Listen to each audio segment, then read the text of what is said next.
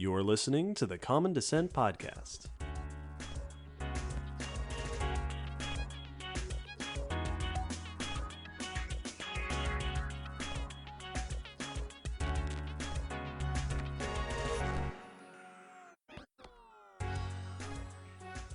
Hello, Will. Hello, David. Hello, everybody out there, and welcome to episode 189 of the Common Descent Podcast. This episode, our topic, back to dinosaurs, this time, Dromaeosaurs. Yeah. This is an extremely famous and well-studied group of dinosaurs. These are the, quote, raptor dinosaurs, the group that includes your Deinonychus and your Velociraptor and your Utah raptor, and all of those very cool dinosaurs that became just immensely more famous about 30 years ago. Yep, roughly. For some reason.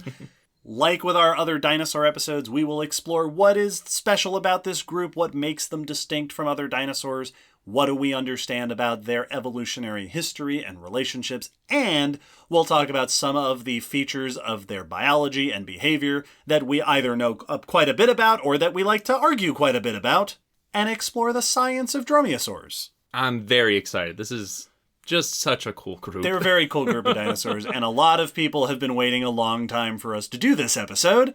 Every episode of this podcast is a requested topic. This happens to be, to date, the most requested episode topic. New record. This topic was requested and has been patiently awaited by Bono Girl, Jonathan, Hazel, Tracy, Rob, Arturo, Johan, Sal, Michael, Mad Jack, Allie, Caleb, Martian Man from Mars, Lydia, Amy the Tiny T-Rex, Sabal, Devo, Jesse, Camrat, Dan, Hadley, Random, Eli, Joe, Graham, Julian, Logan, Les, Nanotaran, Evan, Rip Rattle, and someone aptly named Dromaeosaurity.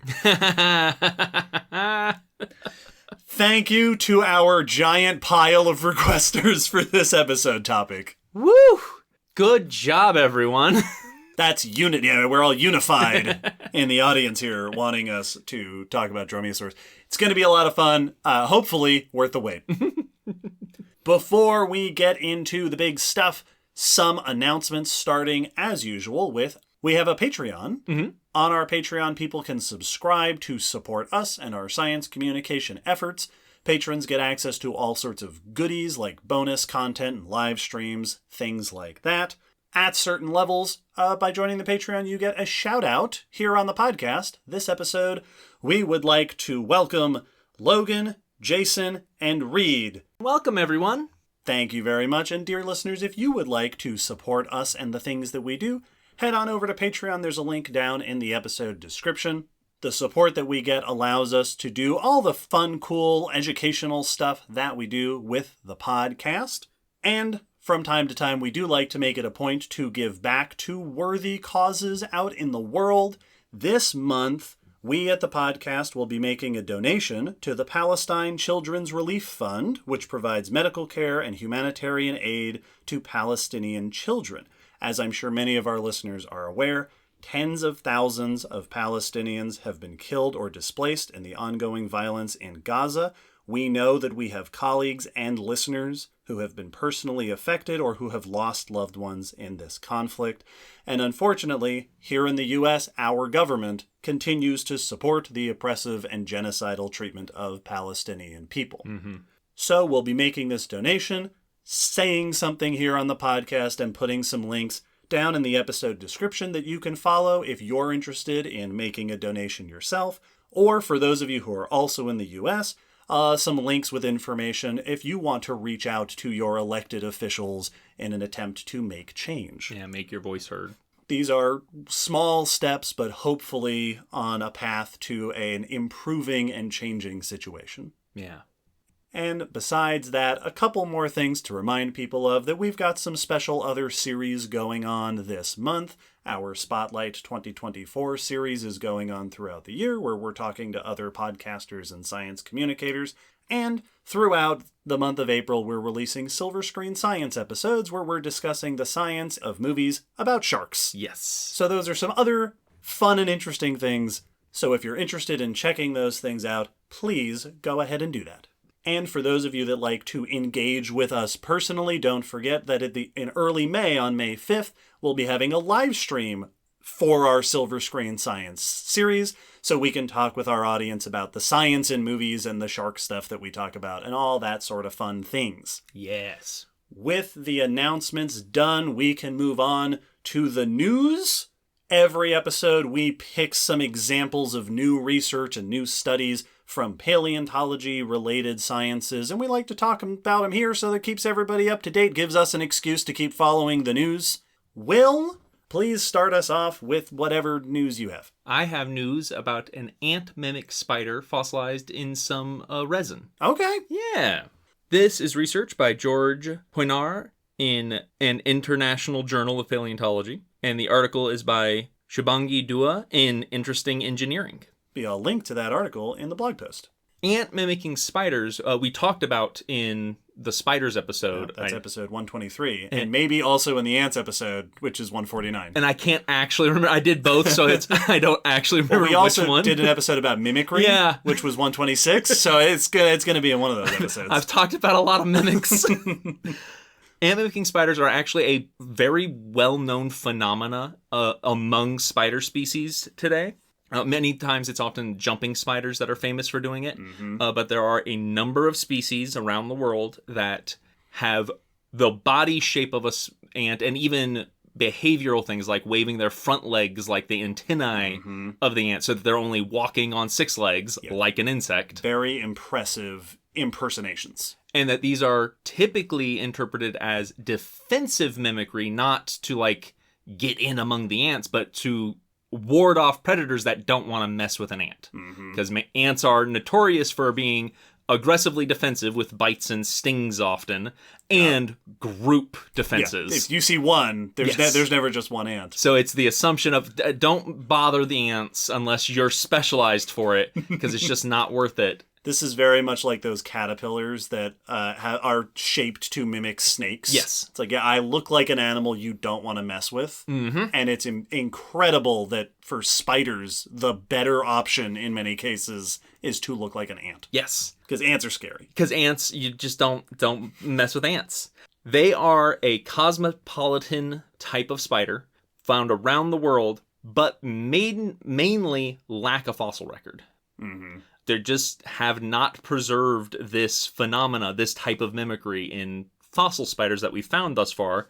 This, from what I read, seems to be the first one.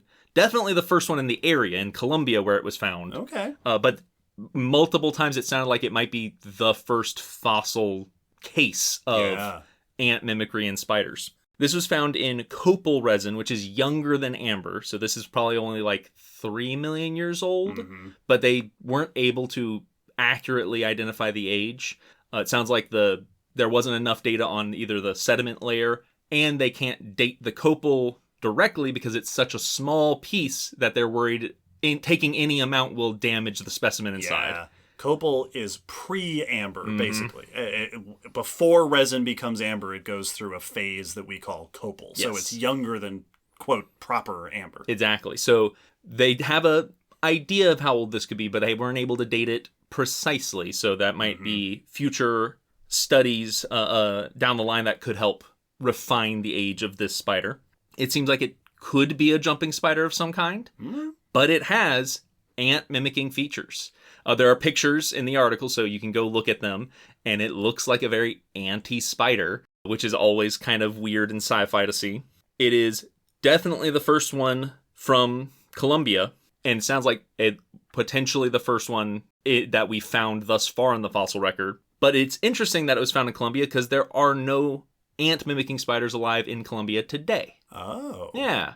So this is showing a previous population that is no longer there, and that population did not last, and there's none that have taken up that space, currently at least. Yeah, that this used to be a behavior you found in that region, but for one reason or another, they're just not there now. Yes. This is definitely a case that will be useful for future research in the evolution of this mimicking behavior. It gives support that it's something spiders have been doing for at least a while, at least a few million years back. And they said that they noted in the article that part of the reason this is such an interest for study is because the morphological changes that have to happen for ant mimicry are actually fairly extreme for the spider's body, which I had never considered, but they listed out the fact that like the ant's abdomen is separated from the thorax, their main legged body, by a little segment called the petiole. Yeah, like the little waist. The little itty-bitty waist section. While spiders, the abdomen and thorax are very closely connected. Right. So that's a fairly extreme feature to extend out your abdomen from the body. Yeah, that's not how spiders are supposed to be shaped. Yeah, so it's actually, they were saying, potentially a difficult thing to evolve. Like, it's not an easy modifications to the body that they're doing. So it is an interesting case of evolution on how they're doing it. And this is one of our first glimpses into the history of them doing it. Yeah. Not just the modern cases. That's cool. It also makes me wonder, given how many specimens of amber there are just in collections in places, it makes me wonder, are there any amber specimens in museums somewhere that are labeled ants? Yes. That are actually ant-mimicking spiders? That someone like me, you know, who doesn't know hardly anything about insects, picked it up and went, yeah, that looks like an ant, wrote down ant and put it in a drawer, and went, someone will look at that someday. Yes. Now, are there already ant-mimicking spiders in collections? Well, especially because they noted this is a very small piece. Yeah. Well, if it's a jumping spider, those are very small animals. Yes, so it could be very easily missed or not noted in the corner of a larger piece or something. Yeah. That's pretty cool. That's very fun to think about. Well, speaking of animals doing weird things with their body shape, I've got news about Tiktaalik, the famous fishapod. This is research by Thomas Stewart et al. In the journal PNAS, and we will link to a press release in Eureka Alert via Penn State University. Tiktaalik is one of the most famous fossils ever found. Discovered up in the Canadian Arctic, it is the famous, quote, transition between fish and land-dwelling tetrapods. It's often called the fishapod. Tiktaalik has a bunch of body features that are clearly fish, but then a bunch of things that are a little bit more like what we expect in land-dwelling vertebrates. Yeah. Structures in the shoulder and in the front arms. It's often described as a fish that could do a push-up. Yes. Because it has those sturdy front limbs supported by bones. This is an early stage, one of many animals in that early stage of fish making their way towards terrestrial life. That seems to kind of, for lack of a better description, halfway between water and land. Right. So Tiktaalik and its fellow tetrapodomorphs are extremely important for understanding the evolution of land-dwelling vertebrates, true tetrapods. Tiktaalik comes from the Devonian about 375 million years ago, discovered in the Canadian Arctic, Ellesmere Island, I believe. Originally described in 2004, and in that original description, the researchers focused on examining the skull, the shoulder, and the pectoral fins, the front limbs. So really just focused on the front part of the body. Later, more research examined the pelvis and the hind fins, so the pelvic girdle, and all found a variety of features that are foundational for eventual movement onto land. Tiktaalik did not walk, but it did have sturdy, powerful fins that it could use for moving itself around in sort of a pre-walking behavior. Yeah, like probably a belly crawl of some sort or something like that. This new study performed micro-CT scanning to explore pieces that are still within the matrix, the rock that the fossil is preserved in, to examine the spine and the ribs. The axial skeleton. That's the vertebrae and the ribs that come off of them. Which it sounds like the one last part of Tiktaalik that hasn't been examined in detail yet. It's kind of neat how it's been done in sections. Yeah, well, and it makes sense. You started with the skull and the arms. Yes. Absolutely, I understand why you did that. Now, there are notable differences between fish, vertebrae, and ribs and tetrapods, land-dwelling vertebrates. In tetrapods like us, notably, there are specialized regions of the spine. Yes. Like neck vertebrae and torso vertebrae and hip vertebrae and tail vertebrae look different and perform different functions. Whereas in fish, the vertebrae and the ribs tend to be pretty similar from front to back. Here, they find, not unexpectedly, some in-between features. They note that in Tiktaalik there is some specialization of the vertebrae, specifically in the hip region. The ribs on those hip vertebrae are expanded and curved in a way that we don't typically see in fish. That suggests that they probably connected in some way to the pelvis. Right. And indeed, Tiktaalik's pelvic bones are also expanded and larger. They point out that in fish, the pelvic bones tend to be quite small and they don't typically attach to the spine. Whereas in tetrapods like ourselves, the pelvic bones and the vertebrae lock together, basically. Yes.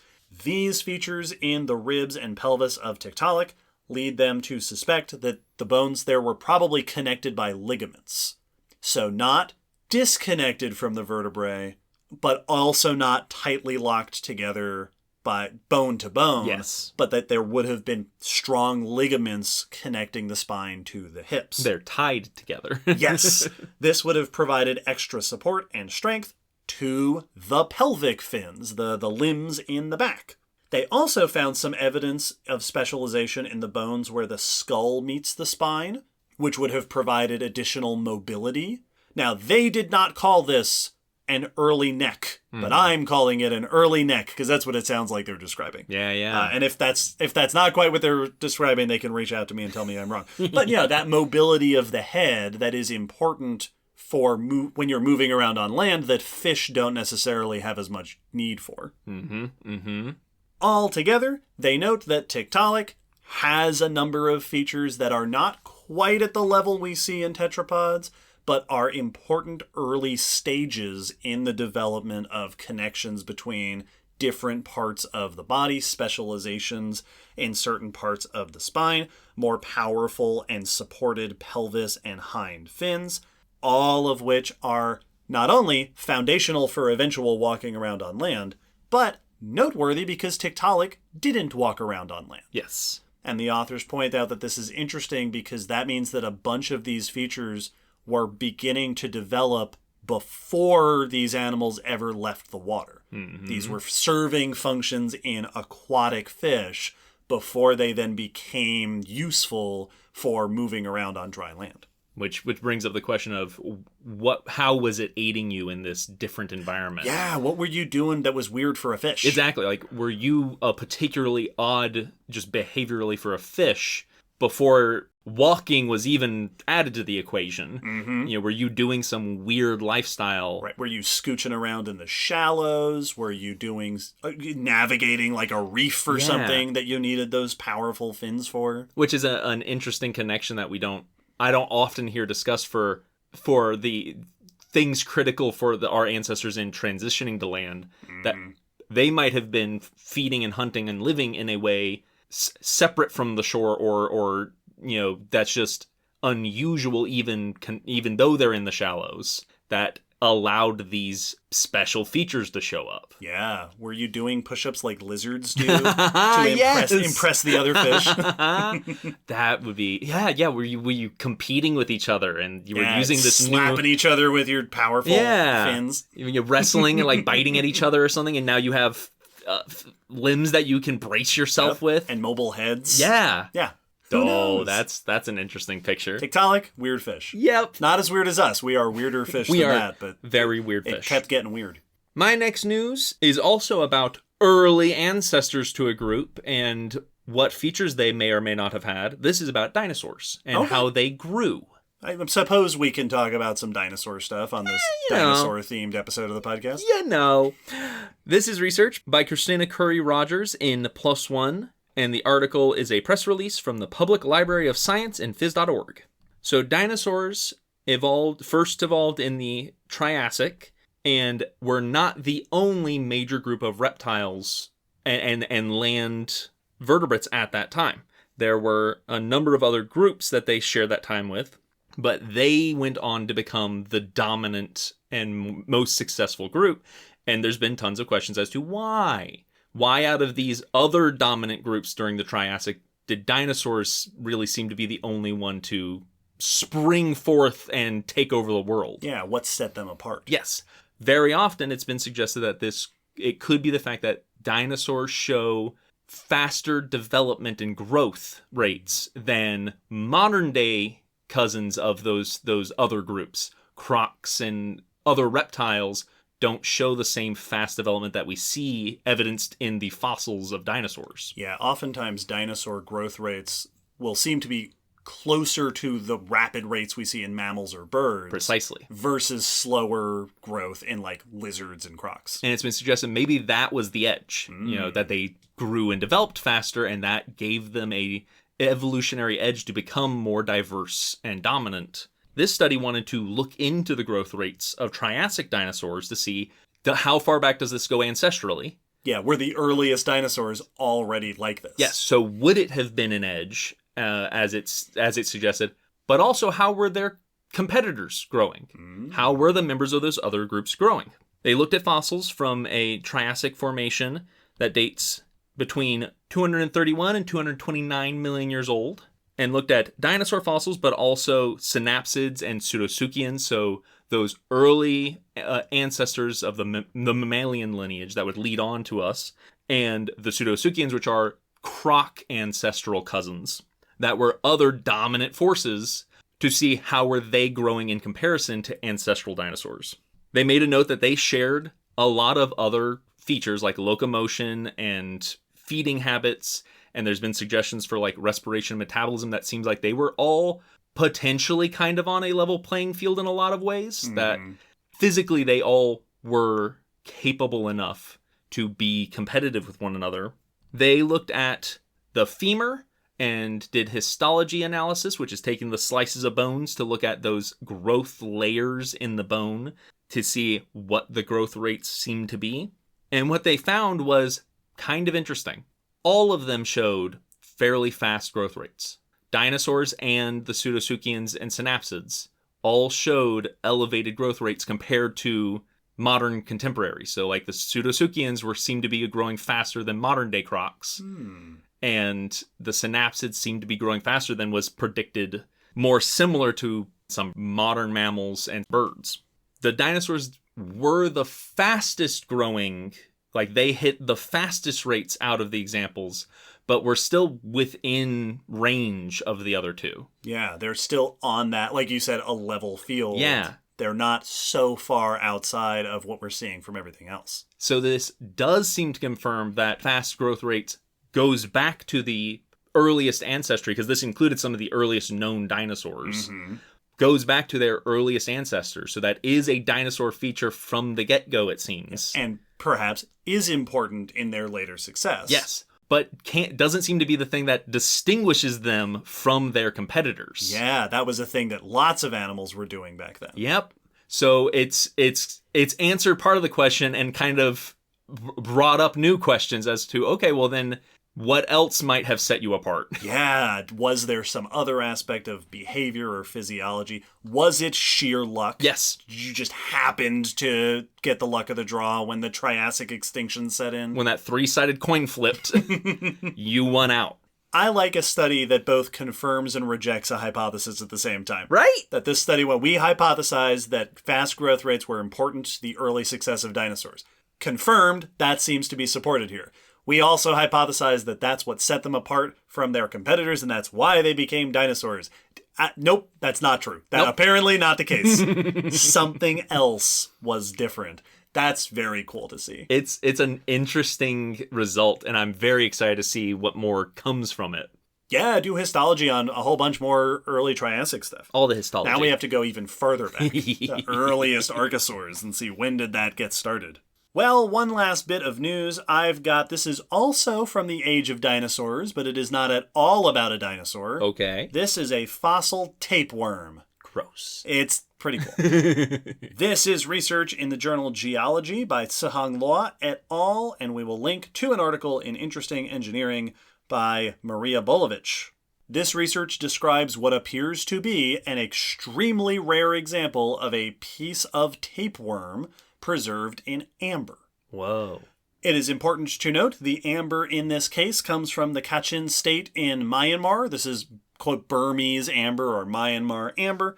And this is a good place to point out and remind us all that there are ongoing discussions about the ethics surrounding amber from this region, studying amber mining and extraction and selling of amber, because acquisition of amber in that area has been associated with political actions that are harmful to the people that live in that region. There's been lots of discussions recently within paleontology about the ethics of purchasing amber from the region or studying amber from the region, and the importance of involving researchers from Myanmar when examining these fossils. Mm-hmm. For what it's worth, I did notice that this study has at least one author on the list that appears to be a researcher from Myanmar. Yeah. And this is a really interesting and unique discovery within this amber. Tapeworms, as you might imagine, not a great fossil record. The paper describes it due to their soft tissues and, as they put it, concealed habitats. Tapeworms live inside other animals. Yep. They are extremely squishy. They do not live out in the outside world. And so, yeah, you don't get a lot of opportunities to preserve tapeworms as fossils. Yeah. There are some examples in fossils. It sounds like mostly the last couple million years at most.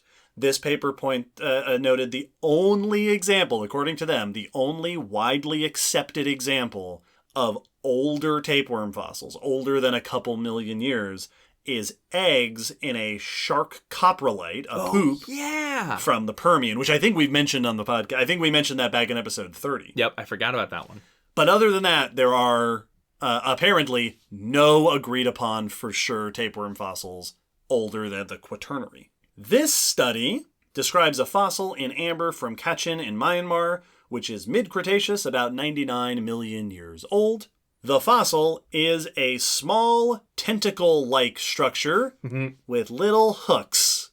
The authors performed micro-CT scanning to get a sense of the internal and external structure of this weird little tentacle-y structure, and noted that it is consistent with the tentacles of tapeworms. Yeah. It is a similar outside and inside structure as what we see on tapeworms, specifically a group called Trypanorhynchs, which today, they're still around today, are mainly parasites of sharks and rays. Oh. This makes it, according to them, the first known body fossil of a tapeworm, even though it's only partial. Arguably, as they said, the most convincing body fossil of any flatworm. And highlights that amber isn't just good for getting arthropod bits, like bugs like the spider and such, but can also preserve worm bits in the right circumstance. Now, some of our listeners may have observed the little weird discrepancy in this description, and I noticed, Will, just the look on your face when I said it. This is a group of tapeworms that are parasites of marine organisms. Yep. This fossil was found in amber. Yep. Amber is tree resin. Trees do not live in the ocean. Nope. And also inside the same bit of amber, there are bits of plants and apparently a nymph of a scale insect. Which, interesting, that's cool. There's other stuff in there. Yes. Also, those are land things. Yes, those make sense to find. That makes sense in amber. So, these authors do engage in a little bit of discussion of, all right, well, but then how did you get a supposedly marine tapeworm in amber? Sharknado. That must be it. Centrifuged it out of the shark. Check out Silver Screen Science for our discussion of tapeworm NATO. They do note that there is previous research that suggests that this region of amber was deposited in a near-shore environment, so it's shoreline. Their suggestion is that what could have happened is that an animal got washed up on shore that hosted a tapeworm, and then in the process of getting scavenged, perhaps, or moved around or something, a bit of this tapeworm ended up over by a tree and could get stuck in the resin. Yeah. That probably this was the host got washed up on land, and that once that body got disturbed, there were opportunities for pieces to get stuck in amber. Yeah, no, that makes sense. I don't know if they also discuss in the paper, it's paywalled, the possibility that this wasn't a marine parasite. Yeah. They mentioned that most modern tapeworms in this group are marine parasites. I also wonder if this could just be an offshoot of that group that was parasitizing land or freshwater animals or something. Could it be a extremely convergent structure in another group of tapeworms that was in a land-based group? Yep. Very cool. Very gross.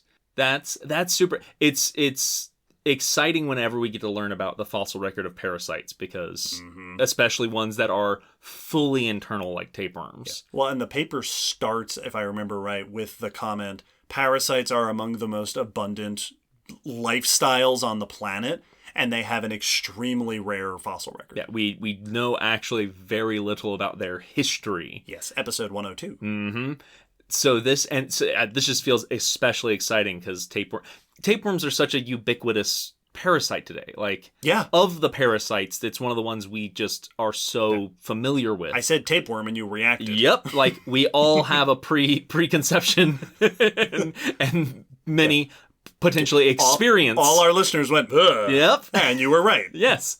I'm sure many of us have seen like those videos of bears with them just trailing out. Yep. So there's something really exciting about finding a fossil record of them, and then that it raises all these interesting questions of if you are that group that's living in marine organisms, how did you get here? Why are you in a tree? Were you doing something different? Did something very weird happen? Was this like a mangrove that was growing very close? Some tree that would be in a better position to be there? Or was it just that some dinosaur tore into a shark and just scattered intestines everywhere? Or carried it into the forest.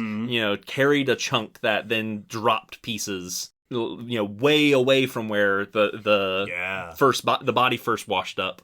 It's an incredibly unique and rare find, which highlights the value of amber as a preservational resource for understanding things we often don't get in the fossil record, and underscores the importance of making sure we're following ethical practices when we are studying and examining amber and other fossils that come from places in the world where those sorts of resources can be difficult or challenging to navigate.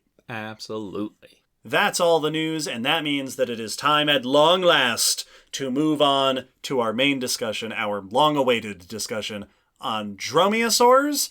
We will start by futilely explaining to everybody what Dromaeosaurs are. Picture, if you will. Imagine, if you will. It's like T-Rex, but way smaller. And it's got this one claw. We'll go through it. We'll get through it. Worst hangnail. We're all gonna get through this together. After the break, we will start talking about Dromaeosaurs, and then we will for sure talk about them for a long, long time. So stay tuned.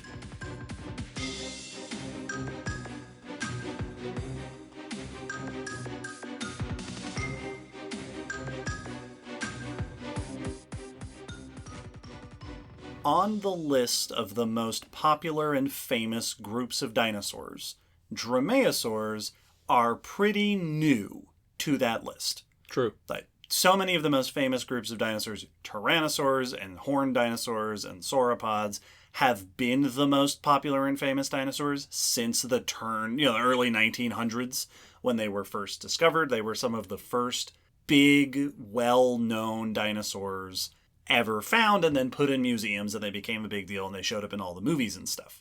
Dromaeosauridae is the group that includes dinosaurs like Deinonychus and Velociraptor and Dromaeosaurus and Microraptor and a bunch of those.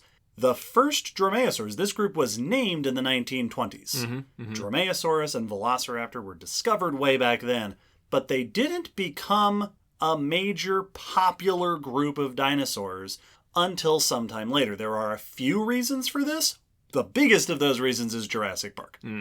This is a group of dinosaurs that is often called the raptor dinosaurs. And it's called that exclusively because Jurassic Park had velociraptors in it, and in the movie they call them raptors for short, and that has caught on, and now that has become a popular word for this group of dinosaurs. Yep. Which is very confusing because we were already using that word for a type of dinosaur. Yes. The birds of prey are called raptors. These dinosaurs have come in and scooped that name, and now it's confusing. Yep. So dromaeosaurs have been a big popular group of dinosaurs really only for the last couple of decades in terms of general popularity. They're similar to spinosaurs that way. Yes. Spinosaurs have also kind of become popular, also in large part thanks to the Jurassic Park franchise. It is a thing that franchise is good at doing. Dromaeosauridae is a group of theropod dinosaurs.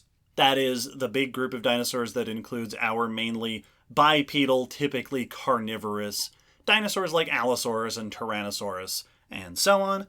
Dromaeosaurs are typically small to medium-sized. They tend not to be very big. In fact, they are often very small dinosaurs, especially compared to a lot of other theropods. They've got that standard theropod body shape, big, powerful back legs, body slung forward, long tail out to the back. There are a few features that are sort of famous for dromaeosaurs at a first glance. They have quite prominent arms. Yes. They have long arms and big hands, not just in comparison to theropods like tyrannosaurs, which have just comically small arms, but even among dinosaurs in general. Yeah, they don't go with the big killing face that so many other big theropods end up doing. They also, dromaeosaurs tend to have long, stiff tails. Very famously, they have large, curved claws on their feet. In particular, one on each foot, a big, curved, retractable claw. We will talk about those at length later on in the episode. They are feathery. A lot of them are very feathery, based on evidence from the fossil record. And overall, one of the most famous things about dromaeosaurs is that they are very bird-like. Yes. A lot of their features, the feathers, the shape of the body, the structure of their bones, is very similar to modern birds. All dinosaurs have a lot of similarities with modern birds. Birds are part of dinosaurs. These dinosaurs especially are quite akin to birds. Yes. Like, at times hard to distinguish if you were just given a single part. Yes, and that is also going to be a big portion of the discussion that's coming up here in just a little bit. Within the Mesozoic era, dromaeosaurs are quite common in the Cretaceous period, the latter part of the Mesozoic, so the same time period that our hadrosaurs and our horned dinosaurs and our armored dinosaurs were pretty common. There is some potential early signs of dromaeosaurs and their cousins in the Jurassic. Okay. But for the most part, when we're talking about dromaeosaurs, these, quote, raptor dinosaurs, which I'm not going to call them because that's confusing, are a Cretaceous period group. I always appreciate that reminder because it's, even for us and like myself, it's always nice to be reminded of like, yeah, this very, very famous group was in this section of the Mesozoic, not throughout it. Yes. Like they were a fairly late arriving dinosaur group. Yeah. Like these didn't hang out with stegosaurs and they weren't hanging out with those early prosauropods. It is further reinforcing my contention that the Cretaceous period is the best period. It's really hard to argue against it. Yeah. Dromaeosaurs are awesome. Like, ooh, it's a hard sell to pick any other time. There are a bunch. There are over 30 species identified within Dromaeosauridae. They are found all over the world. The most abundant part of the world for dromaeosaur finds is Asia, which has such famous examples as Microraptor, Sauronithosaurus, Velociraptor, and tons more. There are also remains in Africa, including a famous dromaeosaur called Rahonavis. Europe's got a few: Pyroraptor, Variraptor, Balor. Here in North America, we've got things like Dromaeosaurus, the one that the name comes from, Bambiraptor, Deinonychus, a very famous dromaeosaur. South America's got some: Bleacheroraptor, Austroraptor, Unionlagia, and others. There's at least one report potentially from Antarctica. Okay. So these were all over the world throughout the Cretaceous period. Very successful group. Among dromaeosaurs, there are a few standout famous examples, in particular for me, that come to mind in terms of their importance to our understanding the group, their importance to our shifting ideas of the group. These are not the only three famous dromaeosaurs, but they are my top three that I think of, and they are, in no particular order except it's the order I want to say them, Microraptor, which is a very famous example. It is a very small dinosaur, and it is one of the very few non-bird dinosaurs that seems pretty likely to have been able to fly. Yes. At least to glide, but also potentially flight capable, which was a bit of a revelation when it was discovered in the early 2000s. We'll be talking more about that topic later on. Number 2, Velociraptor. Yep.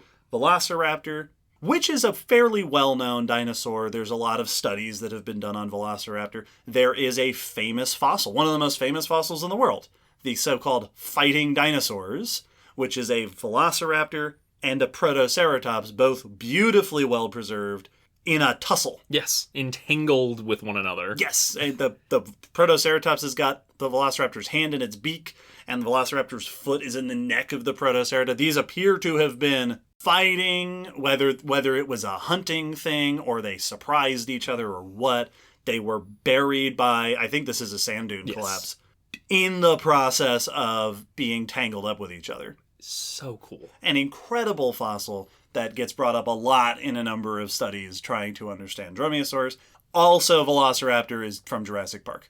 The quickest turnaround of any dinosaur in history from relatively uncommonly known to the general everybody to being a household name. Velociraptor is now one of the most famous dinosaurs in history. Well, like, even for me as a kid at the time, I knew Deinonychus. I did not know Velociraptor until the movie came out. And then I was like, oh, there's more. And speaking of which, Deinonychus. Yeah. Deinonychus may be the biggest deal dromaeosaur, and I don't just say that because it is my personal favorite dinosaur. That has always, ever since I was a kid, that's always been my answer. Deinonychus is so cool. It's fantastic. Deinonychus is a fairly large dromaeosaur. Microraptor's tiny, like raven-sized. Yeah. Velociraptor is turkey-sized. Deinonychus is the size of a wolf. This is a big animal. This would be scary. It is also, it's the dinosaur that the Jurassic Park Velociraptors are modeled after, more so than actual Velociraptors. And it also, Deinonychus is the focal point of a major shift in our understanding of dinosaurs. We've referenced before on the podcast a time period called the Dinosaur Renaissance. Mm-hmm. There was this big pulse of dinosaur discoveries. Early on, dinosaurs are described in the early to mid 1800s. Then in the late 1800s and early 1900s, there's this major shift in dinosaur paleontology, largely driven by new discoveries here in North America. And then there's this period of a few decades where everything kind of quiets down for dinosaurs that I've seen called the dinosaur doldrums, where there just wasn't as much research focus, not as much public attention and all that. The dinosaur renaissance starts around the 1960s and goes for a couple of decades. In my mind, it starts in the 60s and culminates with Jurassic Park. Yeah. Although, we can argue about exactly where the time period is. This is a time period where our understanding of dinosaurs was shifting and updating quite a bit. The recognition of dinosaurs as more complex, more social, more mammal or bird-like in many regards. A updated view of dinosaurs, that they weren't just slow, sluggish giant lizards that were doomed to extinction. This is also the time period where we discover what caused the end Cretaceous extinction, which allowed us to move on from the old ideas that dinosaurs were just sitting around waiting to die. No, a catastrophe happened, and that's why they ended up going extinct. Yeah, it's a fun period to look back at dinosaur books from and seeing that shift happening. One of the early stages of this dinosaur renaissance period was new research led by a paleontologist named John Ostrom on Deinonychus. A renewed look at this dinosaur where it was pointed out that there's a lot in this dinosaur that suggests an active, high-energy lifestyle, which wasn't commonly considered for dinosaurs at that time. That this was an animal that appears to have been potentially highly intelligent. It's got a big old brain. And, most importantly, that this whole animal skeleton is almost just a bird. Yep. There is so much bird-like here. And Deinonychus really was a key part of leading this update to viewing dinosaurs as active, potentially social, potentially intelligent, and much more bird-like in many regards than lizard or croc-like. Which makes sense for, Deinonychus to be one of the ones to do that. Because, once you reconstruct that fully and accurately, it's really hard to see that animal and think sluggish like a croc. Right. Like, no, that's an upright wolf. Big, running, adapted legs Yeah. and grabby hands and that long, stiff tail for counterbalancing. This very, binocular visioned face and you seem very active, very bird-like, which are very active. Yes. So it makes sense. I've said this before on the podcast. When I was a kid, I had a series of books that were all about dinosaurs, and each book was a specific dinosaur, and there was Apatosaurus and Tyrannosaurus and Diplodocus and a whole bunch of others, and one of the books was Deinonychus, and it was my favorite one, and it opened with a series of pages that went through the disasters that dinosaurs had to deal with. And it was like, during the time of the dinosaurs, sometimes a flood would wash away a whole herd, or sometimes there'd be a landslide and all this stuff, and it would just like list natural hazards. And then there was a page that said, and right up there with the earthquakes and the floods was little Deinonychus, and this introduction of like this little terror of an animal. Mm-hmm. And I loved it. And that's stuck in my head with the incredibly outdated artwork and the extreme sensationalism of what the world of the dinosaurs was like. Deinonychus, that's my favorite. That's my foundational memory. Well, it became like the race car of dinosaurs. Mm-hmm. Like it's the hot rod. I remember I had an old toy, and it's the line of toys that Ron Williams is playing with in Mrs. Doubtfire. Oh yeah, it's that line of dinosaur toys. I had like half of those. I had so many of those. And the Deinonychus one, the button made it run. Because it's like, that's what this dinosaur is about. Running around. This is the speedster of the dino world, and it's high octane and intense and awesome. Yes. Some things that are really interesting when talking about Dromaeosaurs is some of those new sort of viewpoints that came into popularity in the 70s and 80s became foundational for our understanding of dinosaurs. Some of them have also since been questioned and changed. Our vision of Deinonychus is not the same as it was back in the 70s. And we'll talk about a bunch of that stuff as we go through. It's always interesting when that happens, where a thought is important because it brings light to a thing, even if we end up adjusting or correcting that original thought. Yeah. It's like it still was important to bring attention and get other questions asked. Yes. Because of the popularity of Dromaeosaurs and Velociraptor in Jurassic Park and that stuff, this episode is going to end up being a little bit, from time to time, here's some stuff that you might think is known or consensus about Dromaeosaurs that isn't. Mm-hmm. So that's going to be fun to talk about, what things have become popularized that don't actually line up with our fossil evidence. Now, before we go into any more detail about Dromaeosaurs, we have to zoom out a little bit and talk about the group of dinosaurs Dromaeosaurs belong to. Because a lot of what is important and interesting about Dromaeosaurs is tied directly to who their closest relatives are. Mm-hmm. In a way that makes it difficult to talk about them without this broader view. Dromaeosaurids is a family within a bigger group of theropods called Maniraptora. This is an extremely diverse group of theropod dinosaurs. Again, our two-legged, largely carnivorous dinosaurs. This group includes, in addition to Dromaeosaurs, some other famous groups, such as Therizinosaurs, which are the long arms and the big claws. Some of the bigger ones are often compared to sloths, these big, probably herbivorous dinosaurs. Alvarezsaurs, which are often considered to be small insectivores, perhaps. And Oviraptorosaurs, with your oviraptors and so on, with the beaks and the crests and the stuff like that. In addition to all those, there is a group called Maniraptora, which has 3 lineages in it. Dromaeosauridae, the ones we're talking about, Troodontidae, Troodon and friends, and Avialae, which is the bird line, Archaeopteryx and everything else that includes birds. Typically, Dromaeosaurs and Troodontids, both very similar dinosaurs. Typically, these two are grouped together in a group called Deinonychusauria, which I quite like. Yeah. And it is generally considered that these two are sister groups, and closely related to them is the bird lineage. These are the closest dinosaur relatives to birds that aren't birds. Yes. That aren't on the bird line. This is as close as you can get without just being birds or early relatives of birds. Yep. However, the relationships between these three groups within Humaniraptora have been complicated to figure out over the years, largely because the early members of all three, Dromaeosaurs, Troodontids, and bird lineage, are extremely similar to each other. Which makes sense. They are very closely related. They started out very similar. And they're so similar that the early forms of each group, the basal lineages, can be very difficult sometimes to determine which group they belong to. This has happened a lot with Dromaeosaurs. There are a number of early groups, including Microraptor and the dinosaurs close to it, a lineage called Unenlagianae, which we'll talk a little bit more about as we go.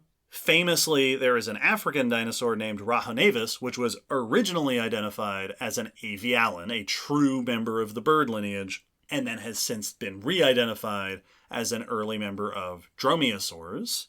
This happens not infrequently, and some recent studies have even suggested that certain things that are currently classified as early lineages of Dromaeosaurs might actually be on the bird lineage, including stuff like Microraptor in its subfamily.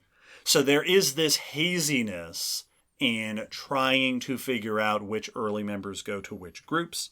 Some studies have questioned that Troodontids plus Dromaeosaurs and then the bird lineage. Some studies have found that maybe Dromaeosaurs are closer to the bird lineage, or that Troodontids are closer to the bird lineage. These three are in this very tight family, and teasing the differences apart has been very difficult. Yeah, because at that point you're looking for things under a microscope effectively of exactly who's more closely related to who and which features lean a little bit more toward one group, because those early members aren't going to have those defined group features yet. Right. And these three groups, even as we get later in those groups, are so similar to each other. Yeah, like in Cretaceous, Dromaeosaurs are still extremely bird-like. If you go back to the early Middle Cretaceous and you could see a Troodontid and a Dromaeosaur and an early bird, you would have an extremely hard time telling one from the other. They would have looked, if we lived at that time, we probably would just classify them all as the same group of animals. Yep. Very similar. All three of these groups, the Humaniraptorans, share a number of common features. Across all three of them, they have particularly long arms and large hands. They have very flexible shoulder and wrist joints, which allows all of them to have a much wider range of movement with their arms. This is the kind of flexibility that allows birds to flap. All three, they also have that folding wrist that we see in birds today that lets them fold their wings up. All these groups tend to have pennaceous feathers on their limbs and on their tails. So those big, broad feathers like we talked about back in episode 183. They tend to have tails that are mobile at the base, but then stiff along the length. And they have evidence not only of air sacs in the bones, which is pretty common across a lot of dinosaurs, but a very bird-like respiratory system. Yeah. Like, Dromaeosaurs were probably breathing in a very similar way to modern birds. They have those same structures within the skeleton. Now, it's difficult, I've always found it difficult, to talk about Dromaeosaurs without also talking about Troodontids. Yeah. They are extremely similar dinosaurs. If you don't know what Troodon is, it's picture Velociraptor and you're pretty darn close to what these animals are like. This is a different family of dinosaurs, but very much like Dromaeosaurs. I just now had this memory. As a kid, I used to think of Troodon and its cousins as the skinny Dromaeosaurs. Just because Troodon has a very thinner snout compared to Deinonychus and others. So I thought of it as the light build version. And in some ways, it is. Both groups have that very similar overall body shape. Both groups have that sickle claw on the foot digit number 2, so the innermost of their 3 toes on each foot. The inner one has that upright, curved claw. Troodontids and Dromaeosaurs both have that. It, generally speaking, is larger in Dromaeosaurs. Yes. But they both have it.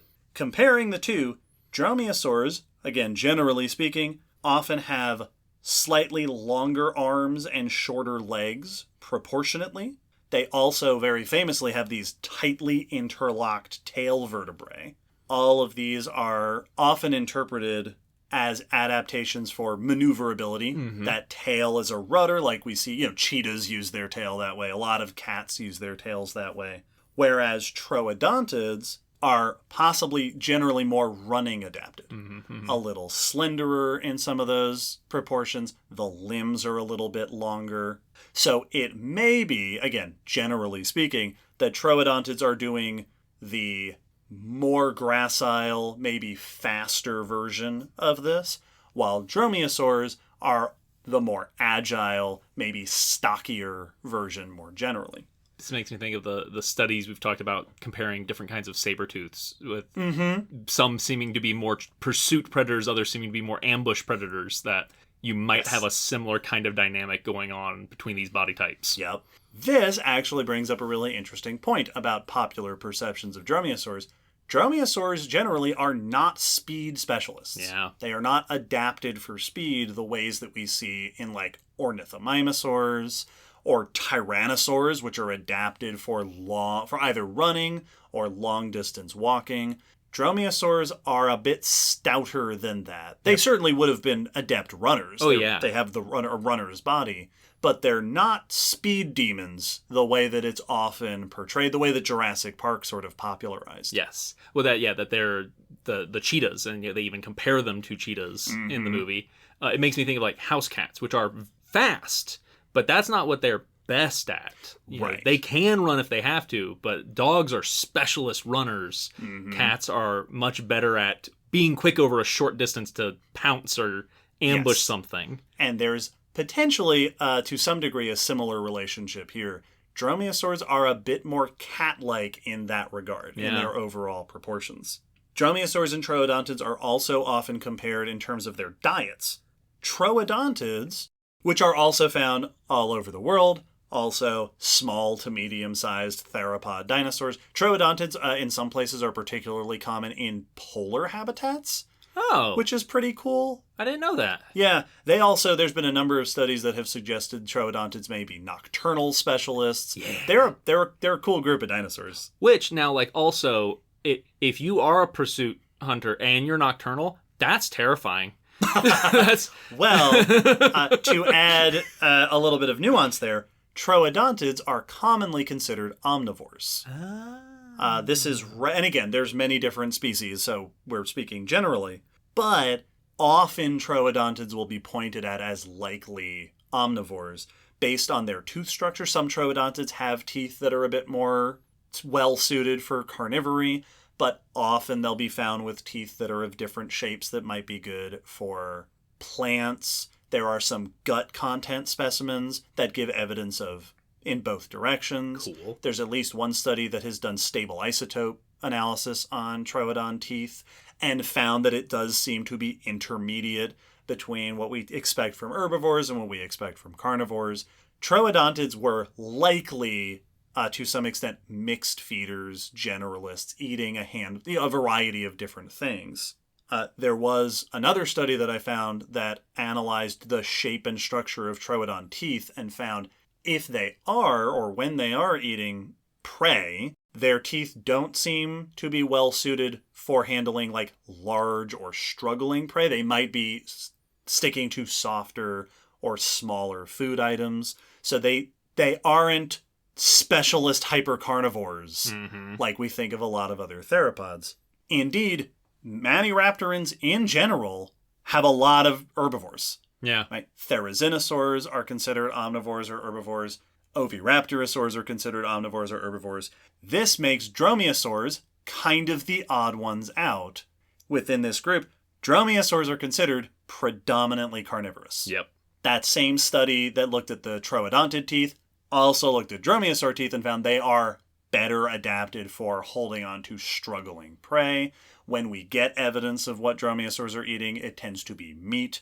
This seems to be the most carnivorous group within the maniraptor and theropods, which is a weird thing to think because outside of this major group, most theropods are carnivores. Yep. Dromaeosaurs are closely related to a bunch of other lineages that have diverged from this. And Dromaeosaurs said, nope, we're going back to being carnivorous. This is another way that they are very similar to cats. Yeah, I was about to say the cat-dog comparison kind of continues in that regard. Dogs tend to have a wider diet than cats, and cats are specialist hypercarnivores. Cats are, they're considered hypercarnivores. They are generally not going to eat anything else besides meat, besides prey that they have hunted. Yes. Dromaeosaurs, again, generally speaking, this is a diverse group, seem to be quite similar. These are carnivorous animals. Troodontids and dromaeosaurs are also often pointed at as notable for their big old brains. Yes. Both groups have large brain cases, or the cavity where the brain sits is large compared to the body. Troodon is often, if you'll still to this day find lists that are like the smartest dinosaurs, and Troodon is always at the top of the list. That's why they used it for the saurian dinosaur human thing back in that one documentary. And that's just based on it has a big brain compared to its body, which, as we have mentioned many times on this podcast, is not necessarily a reliable indicator of intelligence, although it can correlate to some degree with certain aspects of behavioral complexity. Social animals tend to have bigger brains. So dromaeosaurs and troodontids and birds, like the third member of this trifecta, are often considered likely complex in their behavior, maybe, quote, smart. Yeah. Whatever that means. Well, it's kind of like for wildlife. If we were able to go and observe their behaviors, they probably would be the ones best to look at first if we wanted to find complex behavior based off of this. Right. But we don't know what we would find. Yes. Generally speaking, it's a pretty safe bet that dromaeosaurs and troodontids would probably be similarly socially complex and, quote, intelligent as early birds, perhaps similar in their behavioral complexity to modern birds. But of course, modern birds vary quite widely in their problem solving and their social behavior and all that. Yeah, you have everything from extreme problem solvers to ones that just have to deal with problems. So just gotta sit there and put up with it. Yep. We just did a whole episode, 186, about a famously not super wise group of birds. Yep. Dromaeosaurs are also notable for their size. As I mentioned before, they tend to be small. These are typically on the small side of dinosaurs. Some famous examples are down to raven-sized, a couple of pounds. Microraptor is very small. Rahonavis is very small. There's a bunch of these that are very little on the smallest end, especially outside of birds. The smallest that dinosaurs got. The bigger dromaeosaurs most of the time get up to coyote or bobcat sized. So now we're in that 20, 30 pounds or something. This includes things like Velociraptor, which is, roughly the size and shape of a turkey. Dromaeosaurus is like this. This is also generally the range that we see troodontids and a lot of the earliest avialans, the true bird lineage. Yeah, this is the size I think of when I think of these groups, is shorter than my knee. Yes. Like, not small, big enough to maul me, but... Yeah, I don't want to fight a bobcat. No, I don't want to fight a bobcat. They will send you to the hospital. For anyone who's wondering, they will send you to the hospital. Don't fight a bobcat. This is an official PSA from the Common Descent podcast. Don't fight bobcats. But yeah, like, notable predators, but not big, heavyweight predators. Yes. There are exceptions. Yes. Within dromaeosaurs specifically. Deinonychus, as we mentioned before, which is from the Cretaceous of North America, and Unenlagia, which is a late Cretaceous South American species, are both giants among dromaeosaurs. They are wolf-sized, so we're looking at 2 to 3 meters long, right, up to maybe 10 feet long. Possibly, so in that range of 50, 100, 150 pounds. Big animals. Yeah, these are things that could match us in weight, potentially, like us humans. Austroraptor from late Cretaceous of South America is often cited as being lion-sized. 4 to 5 meters long. Now we're getting up towards 20 feet long, couple 100 pounds. And then there are some real record setters. Utah raptor, which was my favorite as a kid. Dakota raptor, and Achillobator. Those first two are North American. Achillobator is late Cretaceous Mongolia. These, I have seen them, and this is my favorite way it's described as grizzly bear sized. Yep. These are over 5 meters, 20 plus feet long, several hundred pounds. These are not only the largest of the Microraptor, right? Early birds didn't get this size. Modern birds don't get this size. Nope. Troodontids didn't get this size. Dromaeosaurs experienced multiple lineages of giants that are getting up to the size ranges of other big theropods like allosaurs and stuff. Yeah, it's very funny because these are the largest of these is a like moderate size for a lot of other theropod lineages. In many places, they are considered. I've seen this discussed with Utahraptor in particular, that it may be a lineage that is filling the niche that was previously filled by things like allosaurs. Yep. In some places, I've seen this cited particularly for certain fossil deposits in Asia. Dromaeosaurs are the biggest carnivores in their habitat. Yeah. And it's these bear-sized dromaeosaurs. Which is always an interesting thing to remember, that there were habitats that just kind of lacked those giant theropods that didn't have a tyrannosaur equivalent. So the biggest ones were dromaeosaur-type dinosaurs like this. Yes. So generally speaking, dromaeosaurs are small to medium small dinosaurs running around their environment, probably hunting smaller prey. Some of them are interpreted as being possibly arboreal. Some of them possibly even flight capable. We'll get to more of that later. And then there are a handful of different times that they trended towards gigantism. Yes. Like we talked about in episode 144, giants among their lineage becoming some of the biggest terrestrial predators in their habitat, or at least the biggest in their niche when they're not being pushed out by tyrannosaurs or whatever they're living next to. Yeah, and like Utahraptor in that group, those would be some of the largest terrestrial predators alive if they were around today. Yeah, if Utahraptor lived in Utah today, that's the grizzly bears and polar bears are going to be the only terrestrial predators that are in that same size class. So this is it's I often like to remember that just because it's easy to lose perspective when you're in the dinosaur age of like, yeah, but that's still like itty bitty compared to T-Rex. Right, it's not even half a ton. No.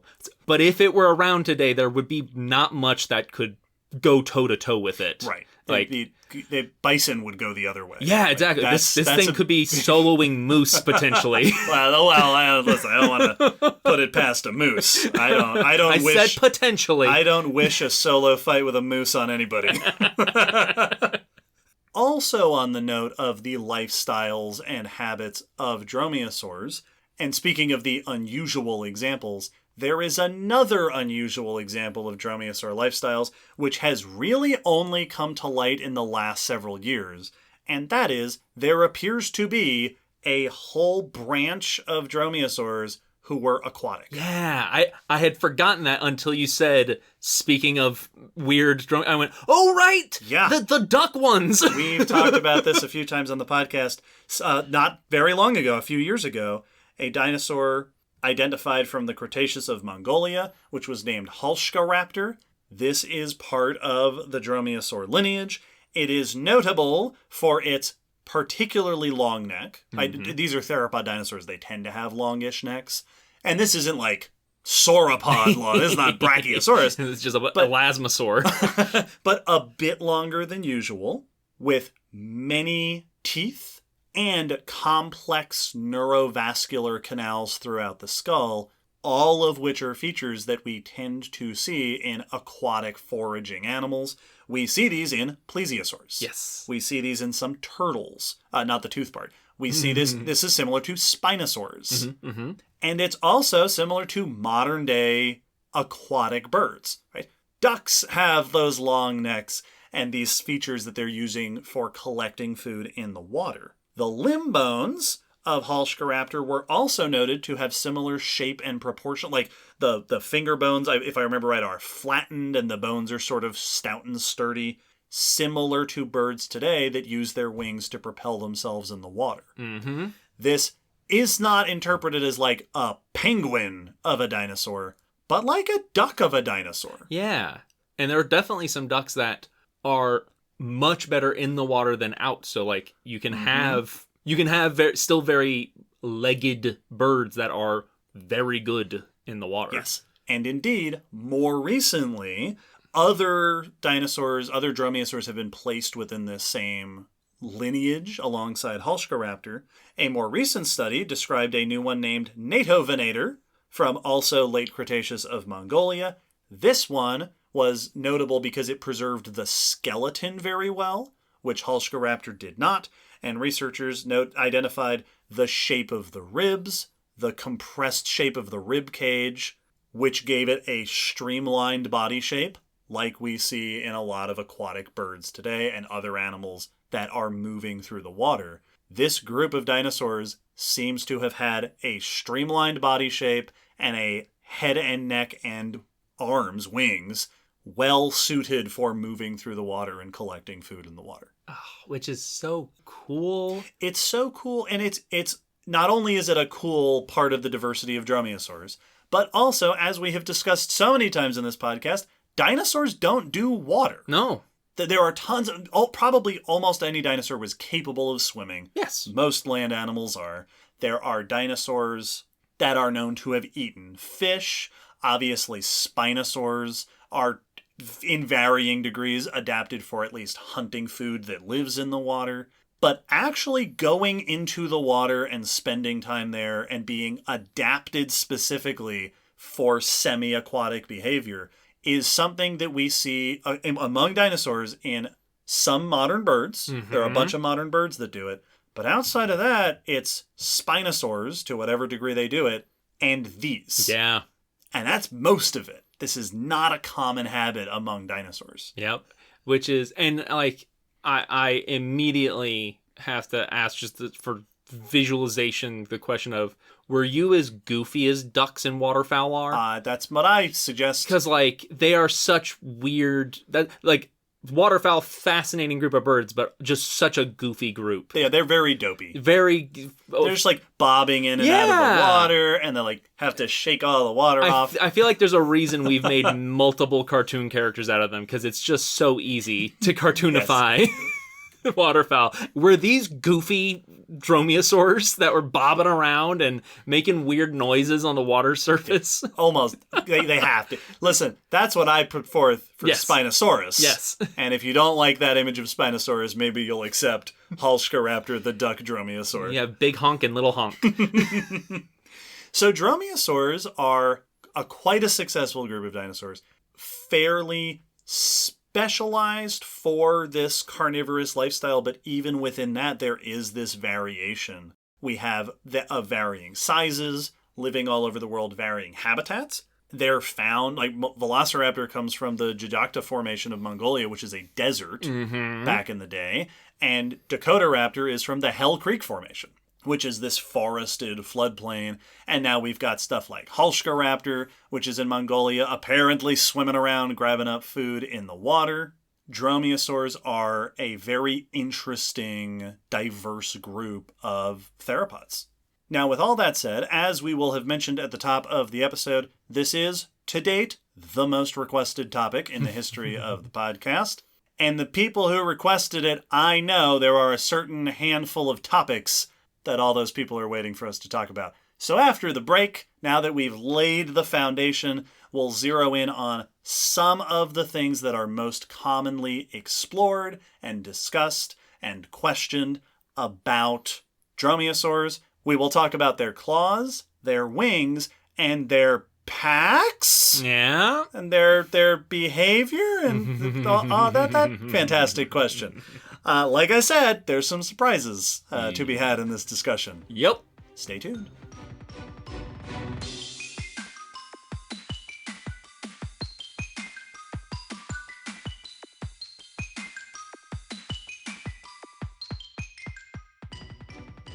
Deinonychus is the classic dromaeosaur in many ways. It's also the best dromaeosaur. Feel free to get in our comments and argue about that, really drive that engagement up. The name Deinonychus comes from etymological roots that mean terrible claw. That's a good name. Terrible claw, and it refers to that toe claw. It is generally bad practice in science communication and on this podcast to just assume that the audience knows what you're talking about when you're referring to something like this, but I do assume that most people know what I'm talking about. If you've seen Jurassic Park, you've seen that claw. Yes. Dromaeosaurs have 4 toes on their foot. Toe number 1, their thumb essentially faces backwards. Kind of like, you think kind of like a cat's dew claw or something. Mm-hmm. And then there are the 3 toes, the 3 big toes that make up the actual functional walking part of the foot, just like in tyrannosaurs and just like in a lot of these dinosaurs. Toe number 2, which 1 points backwards, number 2 is the inner toe on the foot, the one that points towards the other foot. In Dromaeosaurs and also Troodontids, they all have claws. Toe number 2 has this much larger, much more curved, a distinctly different shape of claw than the other 2 toes. There are some dinosaurs that have multiple of these. Mm-hmm. They have multiple. Generally speaking, Dromaeosaurs have that one big claw. It is not only extra big and curved, it is also retractable. Yeah. Not retractable in the way that like a cat's claws are retractable. Cats will pull that claw into the fur sheath. They can make the claw disappear, basically. Yeah. They've got this extremely hinged first toe bone that just folds it back. Yes. Dromaeosaurs, it's retractable in the sense that that toe can be lifted up and back. Kind of like if you know a person who can do that thing with their finger where they can like bend their finger really far back. Yeah, is that hyperflexion? Yeah, it's something I like think where so. your joint can bend. It's either hyperflexion or hyperextension. Yeah, exactly. It's one of those two. Where your joint can bend both ways on the digit. And this can bend backwards to lift that claw up off the ground. We know that it could do this partially from studies of the bones of the toes themselves. The shape of the joints, the evidence of the musculature shows that they are capable of pulling that toe back. There are fossils that have been found with articulated feet where the feet are still in regular position and we can see that the toe is preserved in that shape. And also we have dromaeosaur footprints, trackways that show 2-toed walking feet. Yeah. That they walk mainly on toes 3 and 4, and the second toe, the end of that toe tends not to leave a track in the ground. Yeah. Because it is being held upright. Which is very cool. Which is super cool, and it's also something we see in a lot of modern birds. Ostriches have 2 toes, and even, we talked about this in some recent episode, birds like emus, when they're running, will run more or less just on 2 of their toes. One of the toes ends up being not held back like dromaeosaurs, but it's not hitting the ground like the They're other not 2 putting are. their weight on it. Yes. So these dinosaurs have kind of gone a similar direction, but instead of losing that toe like ostriches did, they've repurposed it. And now they can hold it up and out of the way while they're running. There are birds today that also have enlarged claws. There are birds of prey will often have enlarged talons, sometimes on particular toes. We talked about this in the claws episode 163. There are also some birds that have, again, the second toe, the same one, that is an extra large claw that is often used for defense. Mm-hmm. Sandhill cranes have a toe like that, and the most famous example of an animal with a toe like that are cassowaries. Yep. Which is the bird you least want to fight. But even in birds today that have these extra enlarged or extra curved claws, they do not have this retractable shape of the toe the way that dromaeosaurs do. This is a distinctive feature to the Deinonychosaurian dinosaurs. Yes, like even the birds of prey that have a hooked claw like dromaeosaurs, it's still on a pretty normal toe. Mm-hmm. The claw is just notable for compared to the other claws. These claws have been the subject of much discussion and hypothesizing about their purpose and function. There are many ideas about this. The classic idea is imagining these claws as hunting weapons. Yeah. The killing claw. The killing claw for slashing at prey or for piercing prey. This is what Grant is describing in Jurassic Park when he holds up the claw and he says they'll slash across the belly or they'll slash here and here. The idea that dromaeosaurs are using these claws to open up their prey or to pierce vital organs, things like that. Yes.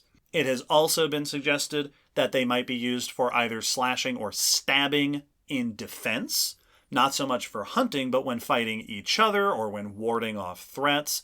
This is like what we see with cassowaries. Cassowaries aren't hunting with their claw. Yeah, they're herbivorous. Yes, but that is a helpful defense tool.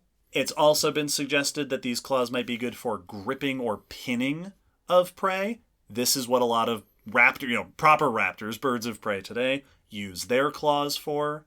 Another option on a similar note is climbing. Mm-hmm.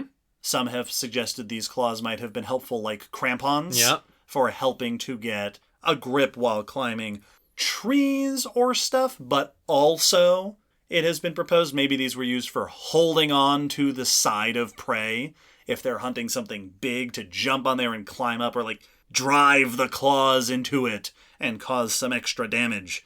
Which big cats today will do something similar to that sometimes. Lions especially. This image comes to mind of them just leaping onto the back of a zebra or wildebeest or something. Yeah, where they use their body weight to weigh the prey down and exhaust them. Yes. Bring them to the ground where another lion can then get that throat bite in. Another thing that's been suggested is the potential use as a digging tool. Yes. For digging into nests or burrows to get at prey that is in there. Various hypotheses have sort of gained traction or lost traction over time. A lot of this hinges on what the behavior or diets potentially of these animals are, which we often don't have a direct understanding of. But various studies over the years have explored the shape and structure of these claws and the feet and the toes to try to get at answers to this question. What were these claws possibly doing? Yes.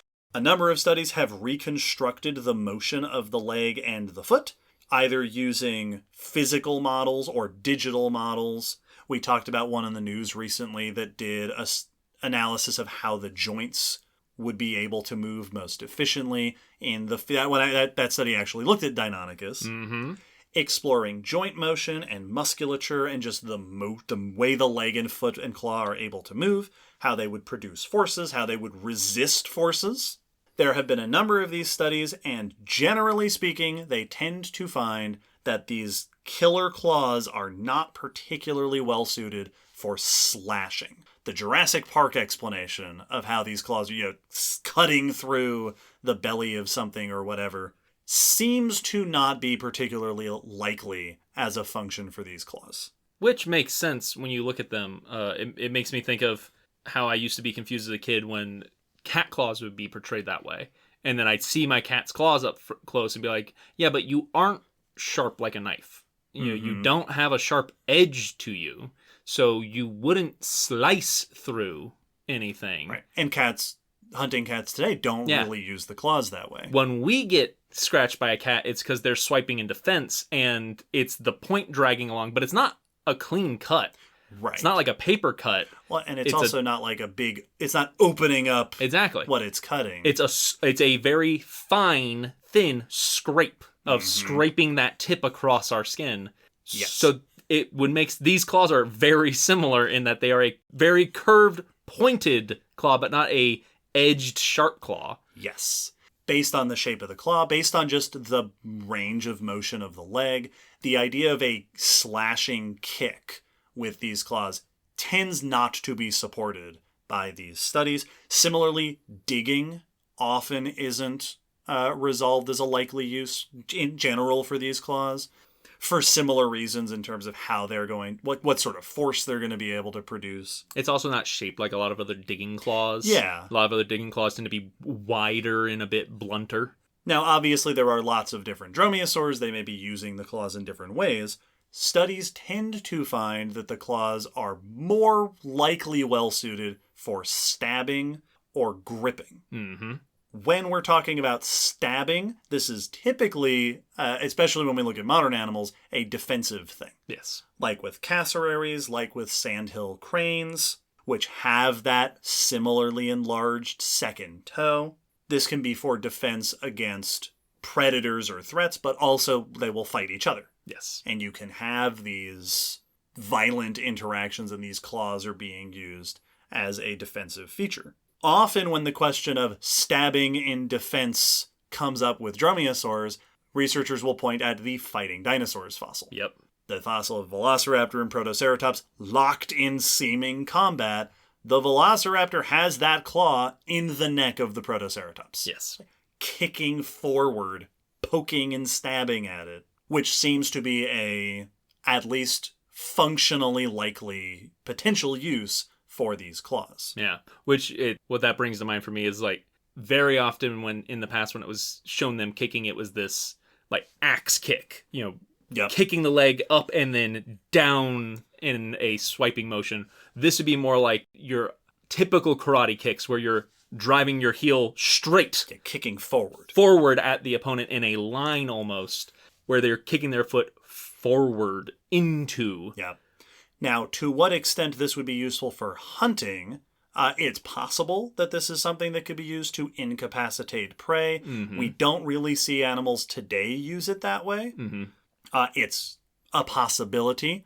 Comparing with modern animals, we see it used like karate, right? Yes. You're fighting your own, your own community, yes, exactly, or whatnot, in a competition of some sort.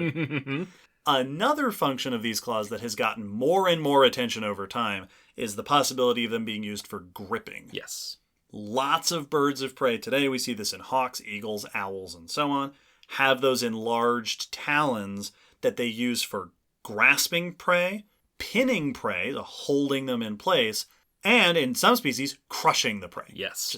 Just actually squeezing to deal damage to prepare them for getting eaten. Yeah, sometimes that is in prep to be eaten, and sometimes that's the killing blow, is just Yes. crushing them. When it comes to something like dromaeosaurs, that sort of function, similar to modern birds, might be helpful for taking down small prey. Mm-hmm. Just step on it and hold it in place, or dispatch it with that claw. It makes me think of the scene. Yeah, Will's pointing at me because he had the same thought. The scene. I don't have a lot of nice things to say about Jurassic Park 3. But this is a good This scene. is a great moment.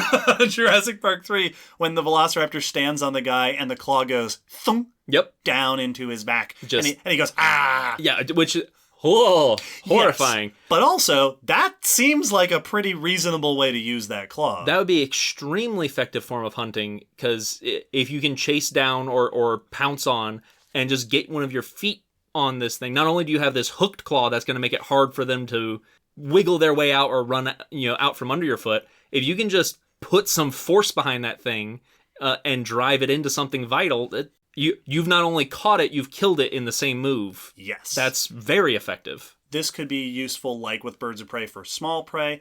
It's also potentially, like it's shown in that scene in the movie, useful for larger prey. Mm-hmm. We'll see some birds today that will take down prey that is similar size to the bird itself, which is hard to pick up and fly away with or eat quickly, and they'll hold it in place with those talons. This has been proposed for some dromaeosaurs. This is famously called the raptor prey restraint model, which is RPR, which is Ripper, because paleontologists Ripper. are dorks. The idea that Deinonychus or Velociraptor might get on top of a medium to large sized, something similar to its own size perhaps, and hold it in place with those claws and maybe spread those wings out for balance, and now the whole body weight is on top of it. Well, and just picturing like you've locked your feet are bear traps. You've locked yourself into it. You're balancing on top of it. They can keep moving as much as they want. You're gonna be up there. Right. And we see birds do this today. They Absolutely. hold it down and just start eating. Well, it also makes me think of is it the stoat that takes down the rabbits? That's like 3 times its size. Sounds right. I think it's a stoat. It's some cousin of the weasel. It's a stoat or something like that. And that's what they do with them, is they just jump on them, grab on, and start biting into them. And the rabbit keeps running for a good while, but unless they can get the stoat off of them, moving's not going to help. The stoat will eventually get the killer bite in place, and the rabbit will be done. Now, this function of the claws, the sort of pinning and gripping, is most likely to be more useful against smaller prey. Right, the stoat is an unusual example of an animal doing something like that. Birds today that have claws like that, even big cats, and indeed most predators, most of the time are going after prey significantly smaller than them. Yes. these claws might be particularly handy, so to speak, for taking down small to medium-sized prey in relation to the body of the dromaeosaur itself. Which, like you said, is probably what many of them were doing, just because that's what the vast majority of predators outweigh their prey by a large degree. Right. So it's likely, whether or not they're using this as a grabbing claw or not, they're probably still going after small prey in general. Right. This is another popular perception of dromaeosaurs, which we will talk about a little bit more here in just a bit. The notion of them going after big prey. Yes. Which is common for popular perceptions of a lot of animals. Yeah. Extinct species, and even modern species. The notion of, well, you have Tyrannosaurus, there were giant triceratopses and sauropods around, so it's tempting to imagine, T-Rex taking down, well, not Brontosaurus, but something big, or fighting a full-grown Triceratops. Exactly. Same thing with, Deinonychus taking down something bigger. But most predators go after prey that is like half their size or smaller. Exactly. Even big predators like tigers, are typically going after like pigs and deer and stuff like that. And baby versions of them as often as possible. Yes. Like the smallest members is very often their preferred target. It's exciting when you have a big predator to think of the biggest prey it could take down. And when you see like, well, feasibly, a croc could take down a big wildebeest. Right. That's not usually what they're taking down. And it's a dangerous maneuver to try. Well, this is why when you said the Utah raptor taking down a moose, I was like, I mean, maybe it could, but my money's on the moose. That's not a fight you want to get into. That's not typically what an animal of that size. Well, I remember there was a question online, a discussion I joined in, which was the question of, if humans lived along at the same time as dinosaurs, would we have to worry about being on the menu? And I put a whole bunch of, I went through a whole bunch of dinosaurs and concluded, from my own just general knowledge, big theropods like Tyrannosaurus, probably not. We're pretty small. It would be dangerous. Something like Deinonychus is our-sized, and that's a pretty rough thing to try to do, is to take something down that's the same size as you. Utah raptor and Dakota raptor, that's like the perfect human hunting size. Yes. Right? A few hundred to several hundred pounds, just a bit over twice the size of a, fully grown human. That's the prey we are the pigs to that tiger. Absolutely. That is the size of prey that these animals are typically going to be going for. Yep. On the note of using the claws for that gripping function, various studies have found that these claws and the feet in general should have pretty good gripping strength. Yes. Right? Even if also getting results that support maybe a stabbing motion, these feet seem to be good at gripping. And indeed, there was a 2020 study that I found that identified variation in the gripping abilities of dromaeosaurs. They looked at a number of different genera across the group and found that many dromaeosaurs, especially the eudromaeosaurs, the more derived groups, like Deinonychus and Dromaeosaurus, have generally shorter and stockier foot and toe bones that are also more mobile. They're more hinge-like. Whereas Unenlagines, like Microraptor and some others, often southern hemisphere genera, have longer and slenderer toe and foot bones that are less hinged, a little bit less mobile. And those authors at least suggested that the latter version seems like it might have been a weaker grip, but faster, a faster grab. Whereas most of the dromaeosaurs they looked like your Deinonychus, might be a slower grip, but stronger. Yes. And they related it to falcons. Yep. As an example, falcons who don't have a particularly powerful grip with the talons, at least certain falcons, but can grab really quickly, versus, on the other hand, owls. Yep. Who famously have a very powerful grip, but aren't, necessarily winning a contest of grabbing speed. Yes. So there may be variation in how these claws are being used as they're being used for hunting. And that could relate to smaller, faster prey and slightly bigger, robust but slower prey. Yes, or even similarly sized but stronger prey. Tougher prey. Right? Well, like you were mentioning rabbits. Mm-hmm. Once again, on the note of animals that I don't want to fight. A rabbit, that's a task. They're scrappy. To take down a rabbit. Those are strong, struggling animals. Mm-hmm. Something like that, more powerful grip, might be useful for an animal like that. Yes. And these dromaeosaurs were living in a time that was lush with small reptiles, small mammals, smaller dinosaurs. The other side of that grip strength of those claws lends sometimes support for them being potentially used as climbing tools, especially in certain dromaeosaurs that are interpreted as being potentially arboreal, dwelling in trees.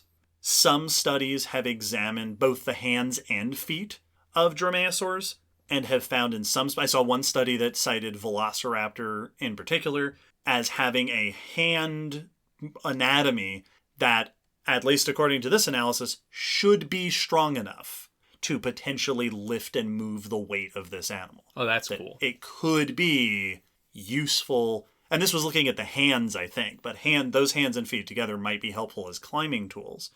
And all of this comes back to, really for me, always the big two modern comparisons that I find myself making to dromaeosaurs are birds of prey and cats. Yep. Because that's what cats use their claws for. Yes. For grabbing prey, holding prey down, and climbing up stuff. Yep. Which gave me the image of a little dromaeosaur climbing up a person's leg, like kittens will do. Just climbing as the person goes, don't go. Oh, Troey. So, dromaeosaur claws, likely useful for a variety of functions. I think that is often the case with many, especially complex or exaggerated features. More and more studies seem to be supporting, at least the most strongly, the idea of them being used potentially as defensive tools, and if in hunting, as gripping and crushing and pinning predatory tools. And those two also make sense together very well. Like, there's no reason one excludes or contradicts the other at all. Yeah. Like, there's tons of killing weapons and predators that get used. Like, if you go bother an eagle, they will use their talons. They're not going to crush you with it, but they're going to hurt you. They're going to swing those at you because they're sharp and unpleasant to be on the receiving end of, no matter what size you are. I also think it's always interesting to note the way that animals are portrayed in, with Jurassic Park. One of the famous examples is there's the scene where the T-Rex is chasing after the Jeep.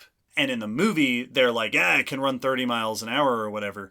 But if you actually look at that scene, the T-Rex is doing a fast walk, which is more consistent with later estimates of how that dinosaur would be able to move, which makes a whole lot of intuitive sense that when people were tasked with animate this thing moving in a way that looks and feels realistic, they landed on a speed that is also very similar to what our scientific analysis has concluded.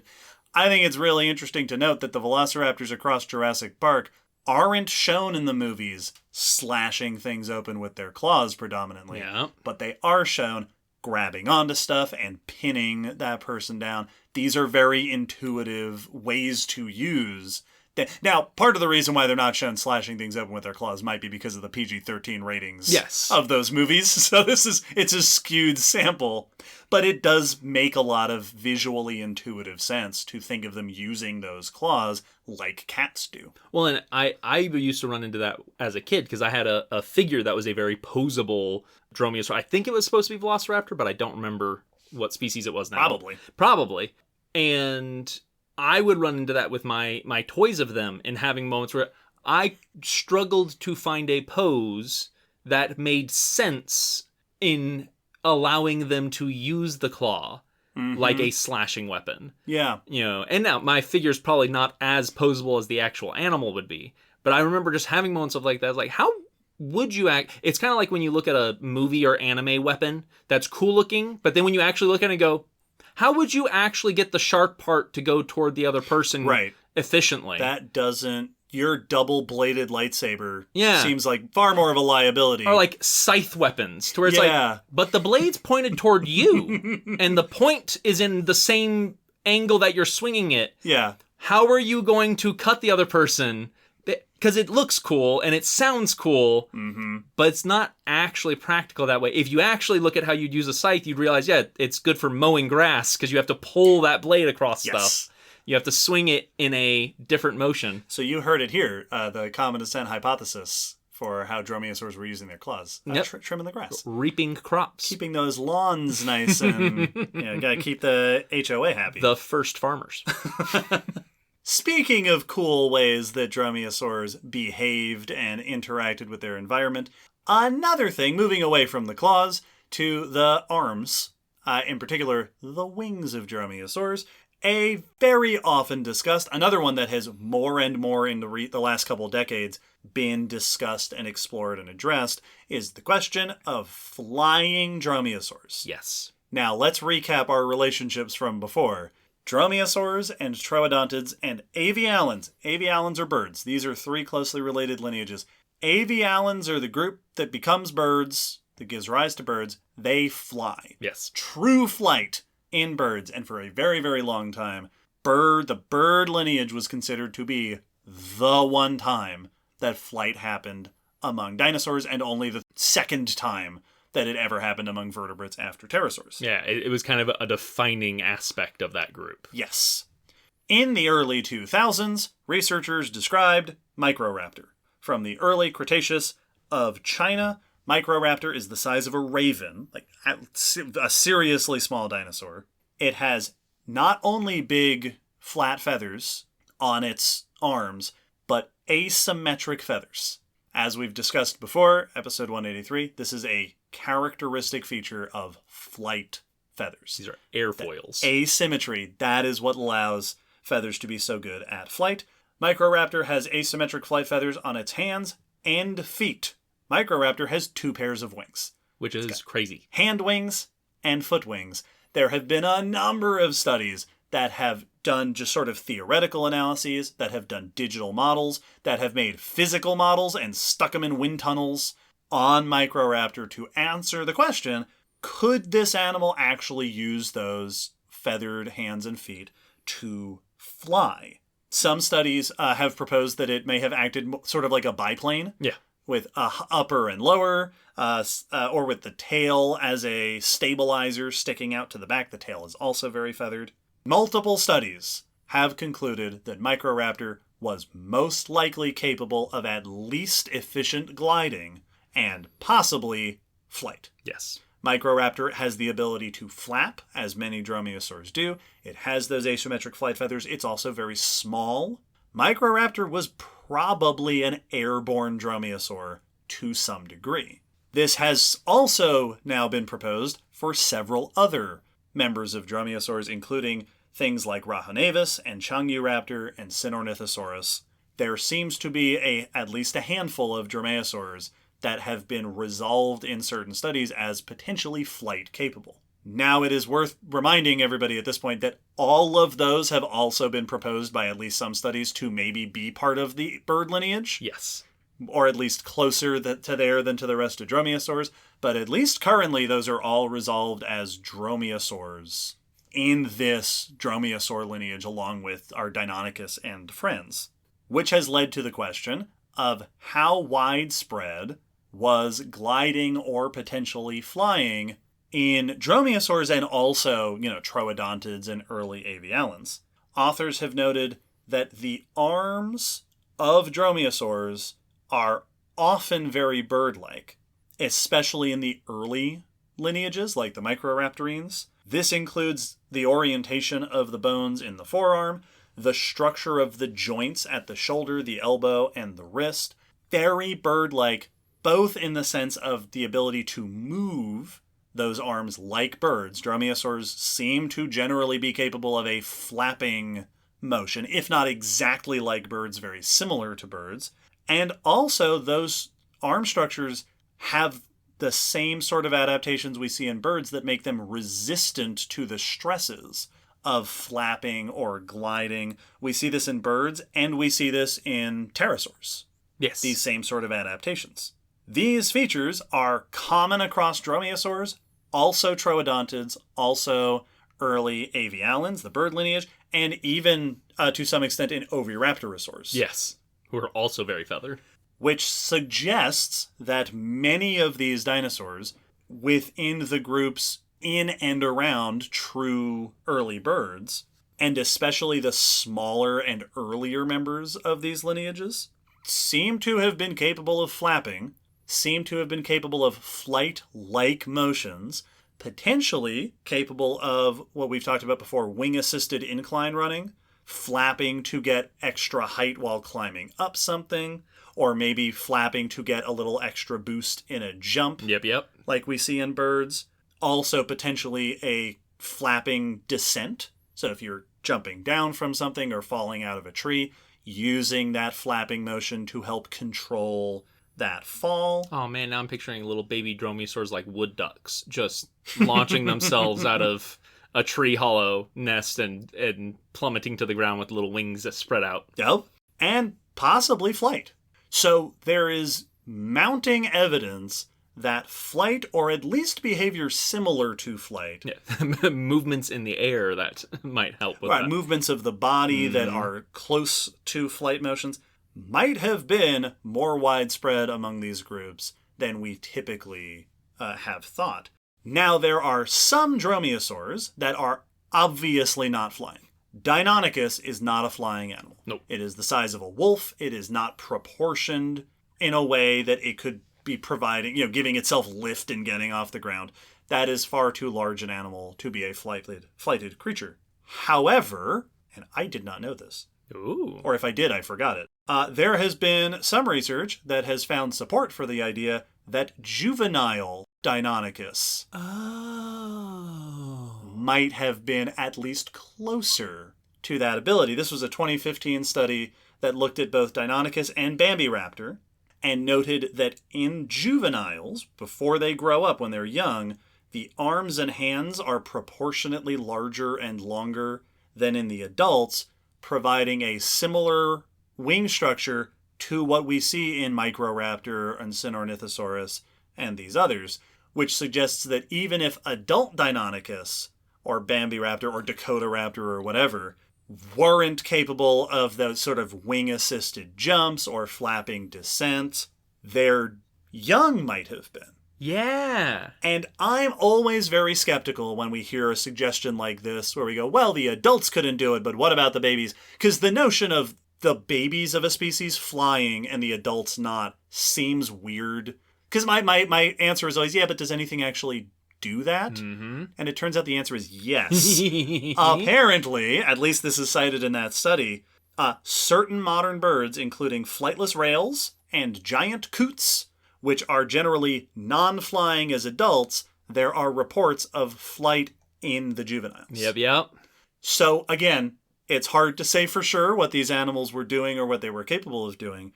It's possible that flight or very flight-like behavior was more common among dromaeosaurs and might even have been possible in the young of even the bigger species. Well, and that makes me think of things like Komodo dragons where the young are arboreal and the adults are now too heavy to climb trees. Right. And now live on the ground. And dromaeosaurs have many members that have been suggested to be arboreal. You might have the young acting like arboreal dromaeosaurs where flapping and gliding or at least parachuting are helpful. But then once they're big enough, they no longer need the safety of the trees. Right. They're going to be a dominant ground predator. They may be acting more like a tree-dwelling bird as young and then more like an emu or a cassowary as an adult. Cool. Which is very cool. There have even been suggestions over the years by some authors that dromaeosaurs and even like oviraptorosaurs and such that are clearly not flying could be descended from flying ancestors. Yes. That the early members of these groups might have been flighted or something like flighted.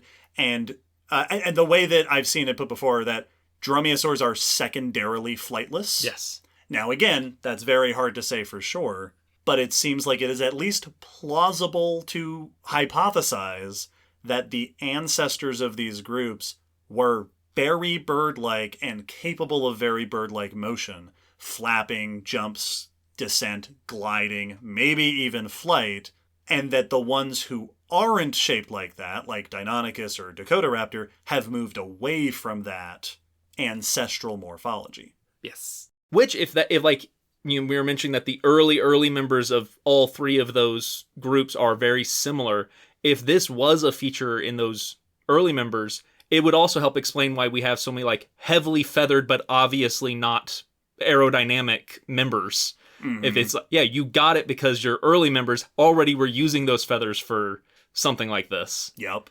Yeah, that Deinonychus looks like an animal that is almost ready to fly. Like, it's got the anatomy that's like, you're really close to being flight capable. Yeah, maybe your ancestors were actually closer to flight capable and were doing things. And I'm hedging very heavily here because I don't want people to come away from this going, oh, all of these animals could fly, and it is known that all troodontids and dromaeosaurs and all those were flying around everywhere. We don't know that, but it seems to be likely that flight or gliding or flapping or making a little extra jump or flapping down out of a tree was a common possible behavior among at least the early members of these groups. Yeah. And if so, Deinonychus is like an ostrich. Yes. Where you've taken that sort of anatomy and turned it into something that is not doing that at all, but you're still retaining a lot of those similar features. Yeah, you still inherited the types of feathers and on the parts of the body that they would have been useful. Yes. So it is likely we're going to keep finding more, especially early members of dromaeosaurs and troodontids that are flight capable, like Microraptor. Well, and it's also such a tricky puzzle to parse out because flight's a very complicated behavior. Mm-hmm. And so, like, having the parts doesn't tell us how much of it you're doing. Right. And not all flight is the same. Exactly. Like, there's birds today that it is difficult to observe them using their wings, like turkeys, where very often they don't flap. They can if really pushed, but you probably could watch them for a very long time and never see them flap. Yes. So if you were to just take those observations, you'd be like, oh yeah, they have those wings, but they can't use them anymore. They just walk around. Well, maybe they could if they needed to. Mm-hmm. Or maybe when they're young, they're more capable of that. It's a very nuanced thing, and flight's also one of those things that a little bit of it could be very adaptive. Yes. Can you glide? That's already really helpful. Yeah. Can you leap 20 feet out of a tree and land just fine and then hit the ground running because you flapped your way down? That is also very helpful on its own. So, like, even just a portion of flight could be extremely selected for, but not be full flight or be kind of flight. Yeah. It makes me imagine that a place like the Jehol biota or these Cretaceous ecosystems, not only, like we said before, you have all these members of Dromaeosaurs, troodontids, and avialans looking and behaving very similarly, but just that there were tons of animals that were just continuously going up and down out of the trees. Just jump up, flap your way up there, get that little extra height. You're not flying necessarily, but very vertical capable. Yes, and when, like, I wouldn't be surprised if there's bunches of flapping going on for crazy displays and other, like, just feather noises. You'd be hearing feather noises all over the place. Yes, just flap, flap, flap, flap. Yeah, and it's like, is that someone running? Is that someone jumping? Is someone flying? Or are you just looking for a mate? Just feathers being used. Yep. And then that, of course, those wings and those feathers are going to be being used in these animals for display and for showing off and for territory and all that stuff. Go back to episode 183 about feathers. Go back to episode 37 about the evolution of birds for discussions of why an animal uses feathers like that besides flapping and flying around. Yes.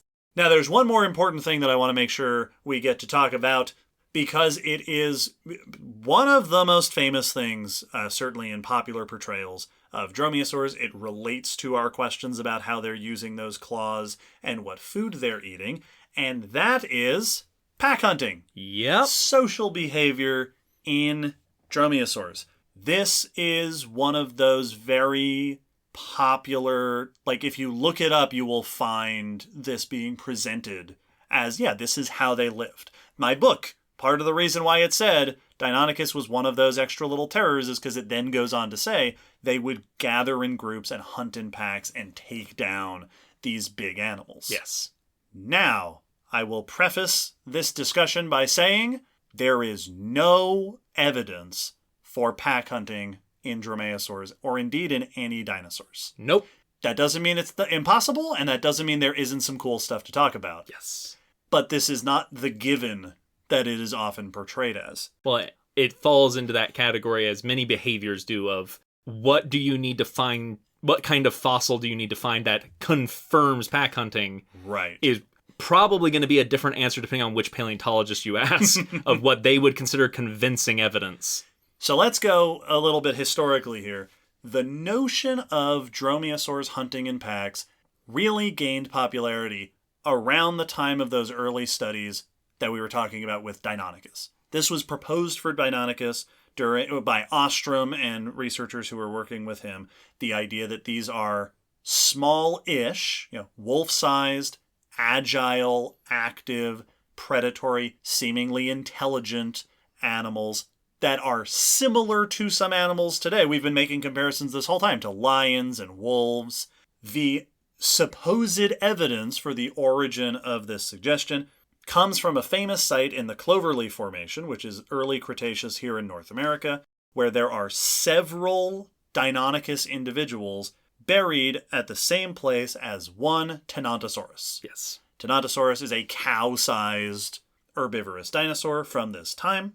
And there are many other sites in North America where you'll find Tenontosaurus bones and lots of Deinonychus teeth. Yes. Like, these two animals are often found in association with each other. The idea of a bunch of Deinonychus fossilized alongside a significantly larger animal, Tenontosaurus, led to the suggestion that maybe this is a group of Deinonychus that worked together to take down animals like Tenontosaurus, which again, also they are the size and general shape and have similar adaptations to wolves. Yes. Which are pack hunters, and lions, which are group hunting animals today. Well, and that size comparison is very close to wolf to bison. Yes, of yeah, Deinonychus absolutely. Tenontosaurus. Or to caribou, Mm-hmm. or things that wolves actually hunt. This idea ended up becoming a just general given for these dinosaurs. It ended up in all the books, it ends up in the movies, not only in popular culture, but also in science. Yes. In scientific literature, a lot of research will make reference to that, work future hypotheses into that framework. The idea that the claws might be used for jumping on the side of a large prey animal and driving those claws in like we see with lions is built on this assumption that they are hunting big animals. Yeah. In these groups to take down an animal significantly larger than themselves. Yeah. If you just jump on the side of an animal that's 5 times your weight, it just has to fall on you. Yeah. Like, that's what the Velociraptor did in Jurassic Park at Yes. the end, and we saw how that worked out for that. Exactly. So, like, that only really makes sense if you're being backed up by a pack. Right. This suggestion has, since that time, been questioned and opposed and given alternative explanations for a number of reasons. One very prominent sort of counter-argument is that pack hunting is extremely uncommon. Yes. It is very rare for animals, predatory animals, to work together as a group to take prey down. There are some animals that hunt near each other. There are some animals that will sort of position themselves in hunting grounds in a way that they kind of benefit each other. But like, working together to take down an animal is something we see in a very small number of animals today. Right? Wolves do it, hunting dogs do it, lions do it. There's not really very much in the way of precedent for this. Yeah. A lot of the examples we think of are extremely famous and charismatic. Like, lions and wolves are probably 2 of the most iconic animals on our planet today. Yes. Like, for human culture. Yep. We like big mammalian predators. Oh, yeah. We have put so much meaning behind the symbols of those 2 animals. So it's very easy for us to default to thinking about predators being pack hunting. Mm-hmm. But when you actually compare them to the average predator, most predators are solitary. Yes. Much more common than pack hunting is group feeding. Yes. Animals that will congregate in the same place and eat the same thing or eat in the same space, Crocs very famously will do this. A single croc a bunch of crocs will hunt in the same place where the animals are crossing the river, and if one croc catches something, other crocs will come up to grab a piece. Komodo dragons do something very similar to this. Vultures are like this. Vultures will congregate around a carcass. These are not cooperative behaviors. Crocs are not cooperating with each other for the most part. Yes. Usually the closest you'll get with crocs is one of them will hold the thing while another one tears a piece off. But that's not like they agreed on that. No. That's the croc going, I'm not letting go, so you're going to get whatever you grab. Well, there's a bit of a turn taking, but that's more just so that you don't have to kill each other. Right. And Komodo dragons will sort of take turns based on who's the biggest one around. But it doesn't have that wolf thing where they're like, all right, the older sick individual, make sure they get a turn. Right. It doesn't have that social, it just has a hierarchy of, I'm going first because I'll kill you if you get in line in front of me. If you get in the way, I will eat you too. Yeah, I'm twice your size, I'm eating first. So these proposed evidences of here's a bunch of Deinonychus fossilized alongside Tenontosaurus, which is the classic evidence suggested for pack hunting, has other explanations. This could very well be they gathered around a carcass, or that this was a weak or sick individual that attracted a bunch of predators that came in, like will happen with Komodo dragons. Mm-hmm.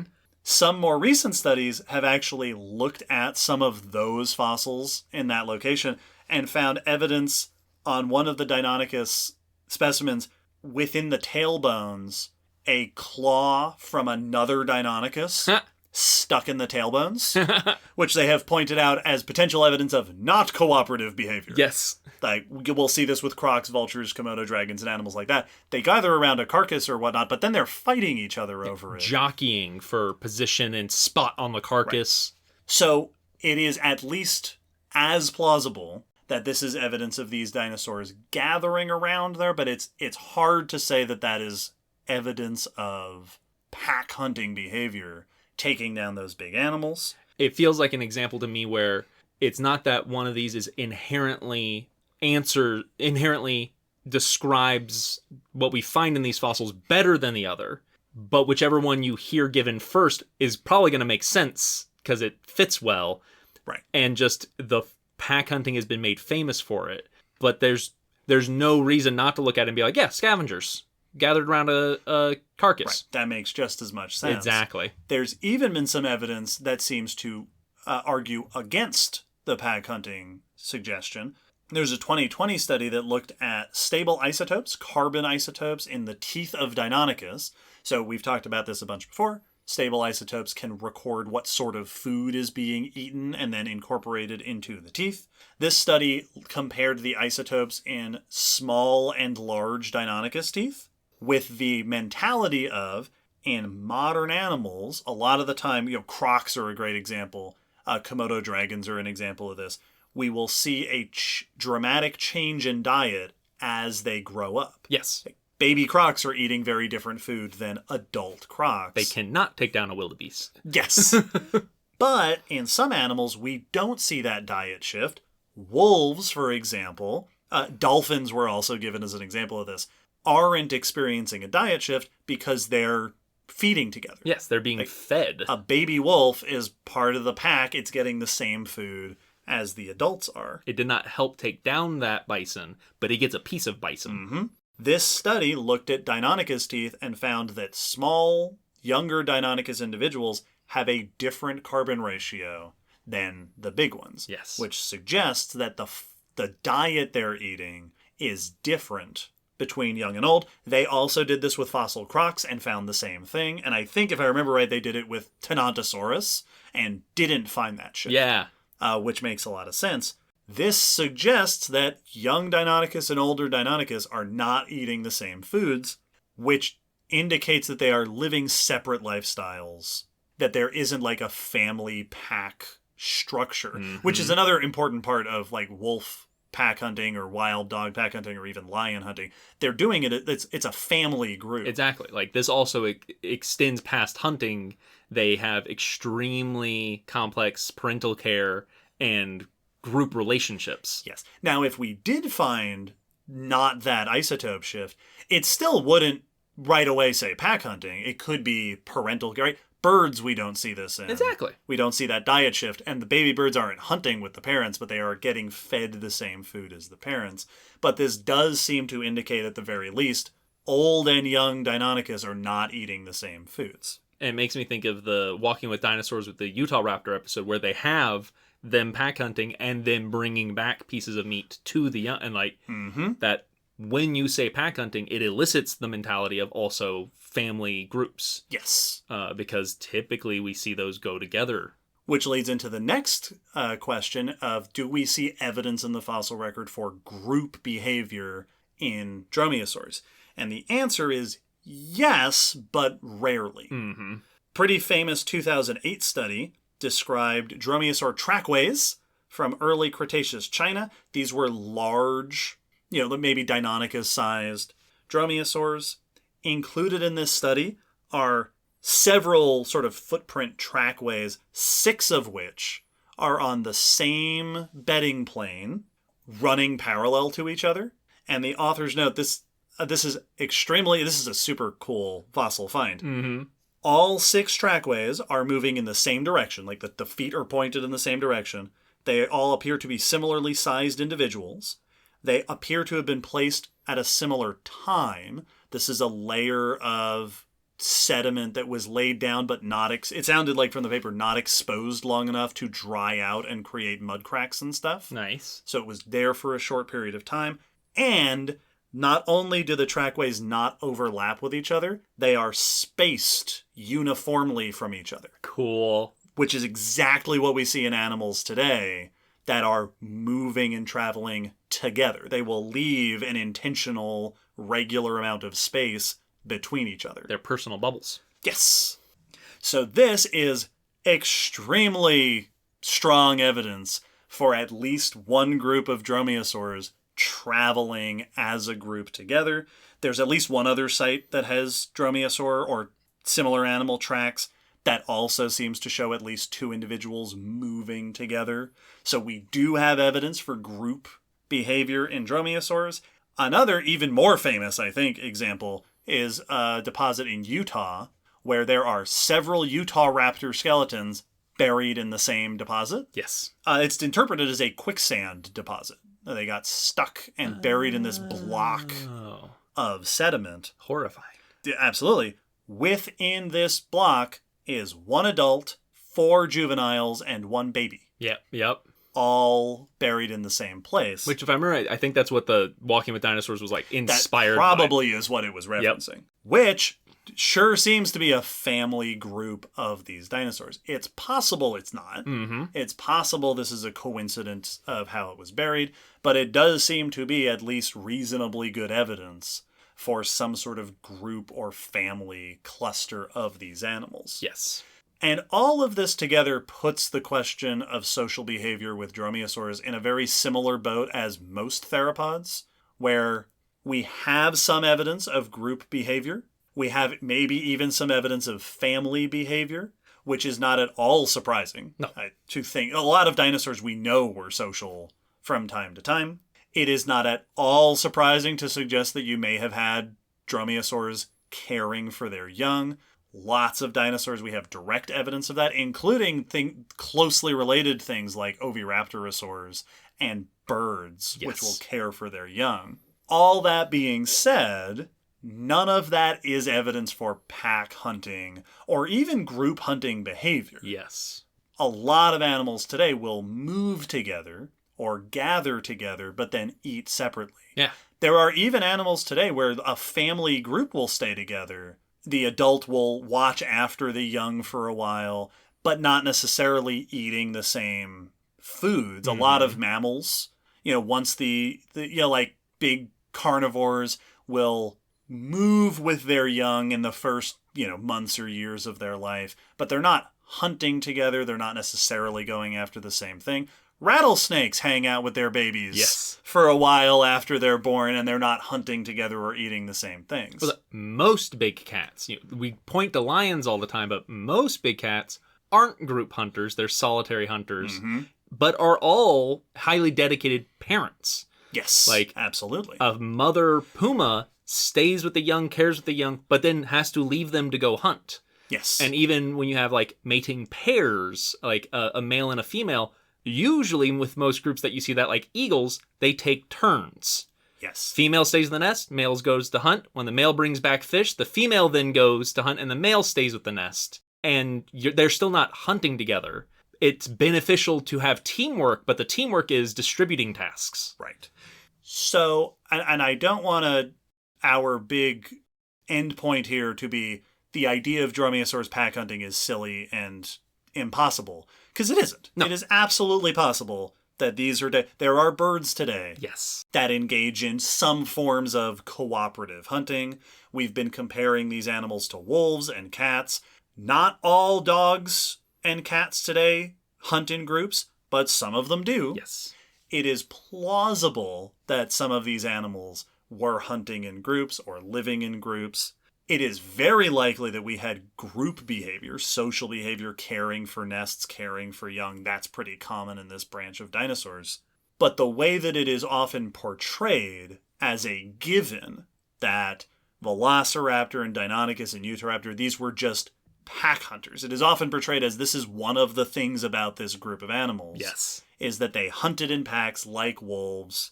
They are shown doing this in tons of movies and documentaries and all sorts of stuff like that. And this idea is largely based on a relatively specific and rare and unclear set of evidence.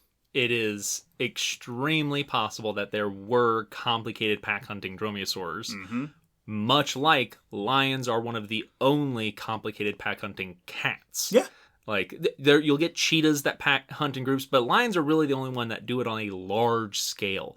Every other cat is mostly solitary in their hunting. So they're absolutely, like, maybe Deinonychus was the lion of dromaeosaurs, and it was extremely complicated in its pack hunting behavior, and the rest were solitary. But it's probably not the case that any dinosaur with a sickle-clawed toe was hanging out in a group and would ambush you in numbers. Right. Well, and this also brings us back to the question of what those claws were being used for. If these claws are especially useful for gripping and pinning and stabbing, which are things that are going to be most handy for small prey, then that also would indicate that they're better suited much of the time for taking down smaller prey rather than going after those big dinosaurs. Yeah. Especially also since the habitats that these days, wolves are like going after caribou and stuff. They are highly specialized for doing that. Lions are taking down zebras and wildebeest. They are highly specialized for doing that. It is worth noting that in those ecosystems, there aren't any other predators to take down those big animals. Dakota Raptor shared its environment with T-Rex. Yes.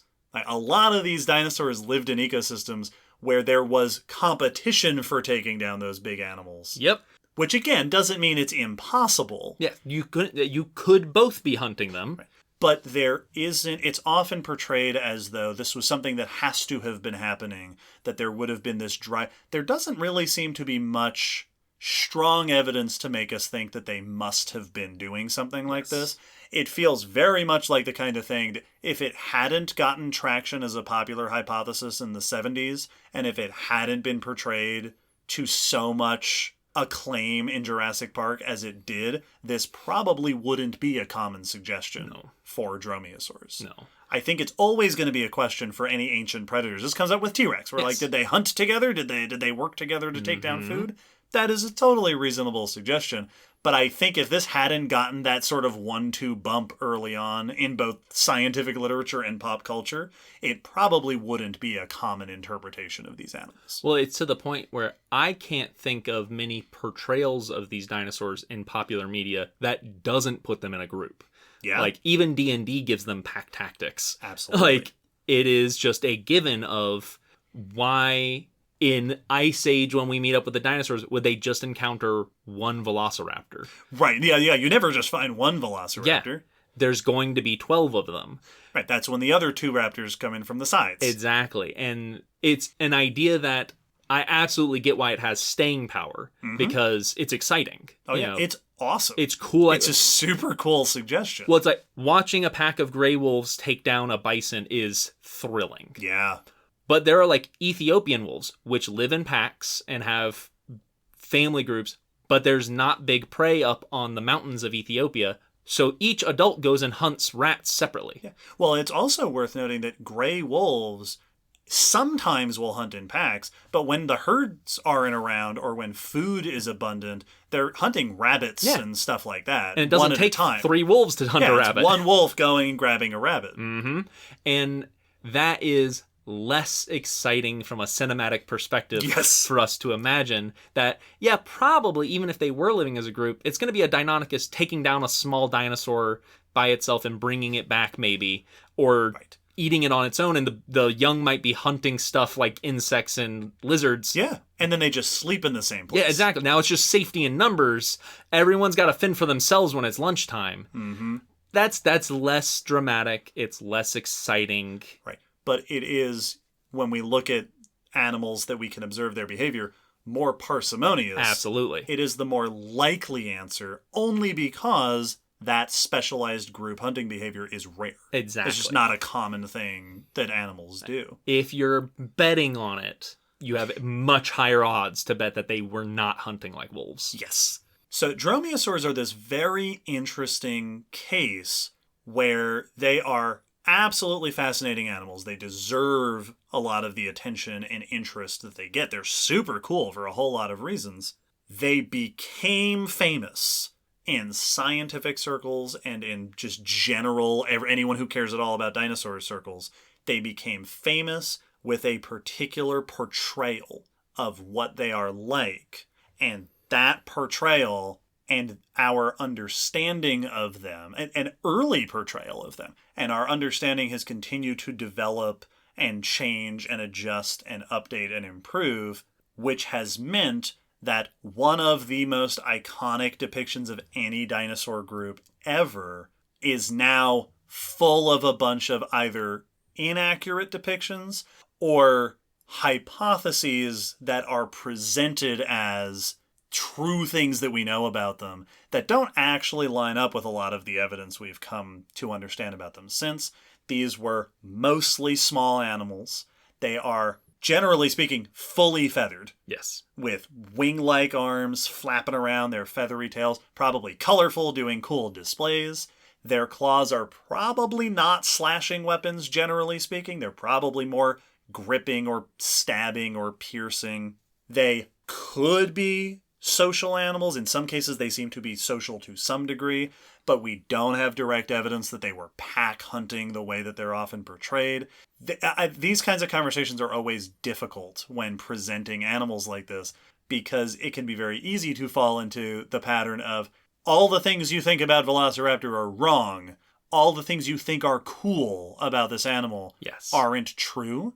And that comes with the corollary of the animal's not actually cool. Yes. And I think that's why you get a lot of this resentment from people when you say, here are the things you think are super cool about T-Rex or Velociraptor or whatever. That's not true, and it feels like we're taking the cool away. That's where you get the phrasing, ruining dinosaurs. Yeah. And so, dromaeosaurs are awesome. Yep. Deinonychus is it is my favorite animal, my favorite dinosaur of all time. I love it so much. I think it's an incredible animal to study. The idea that they were flappy, bird-like predators, that their young might have been flapping around and like going up in and out of trees or whatever.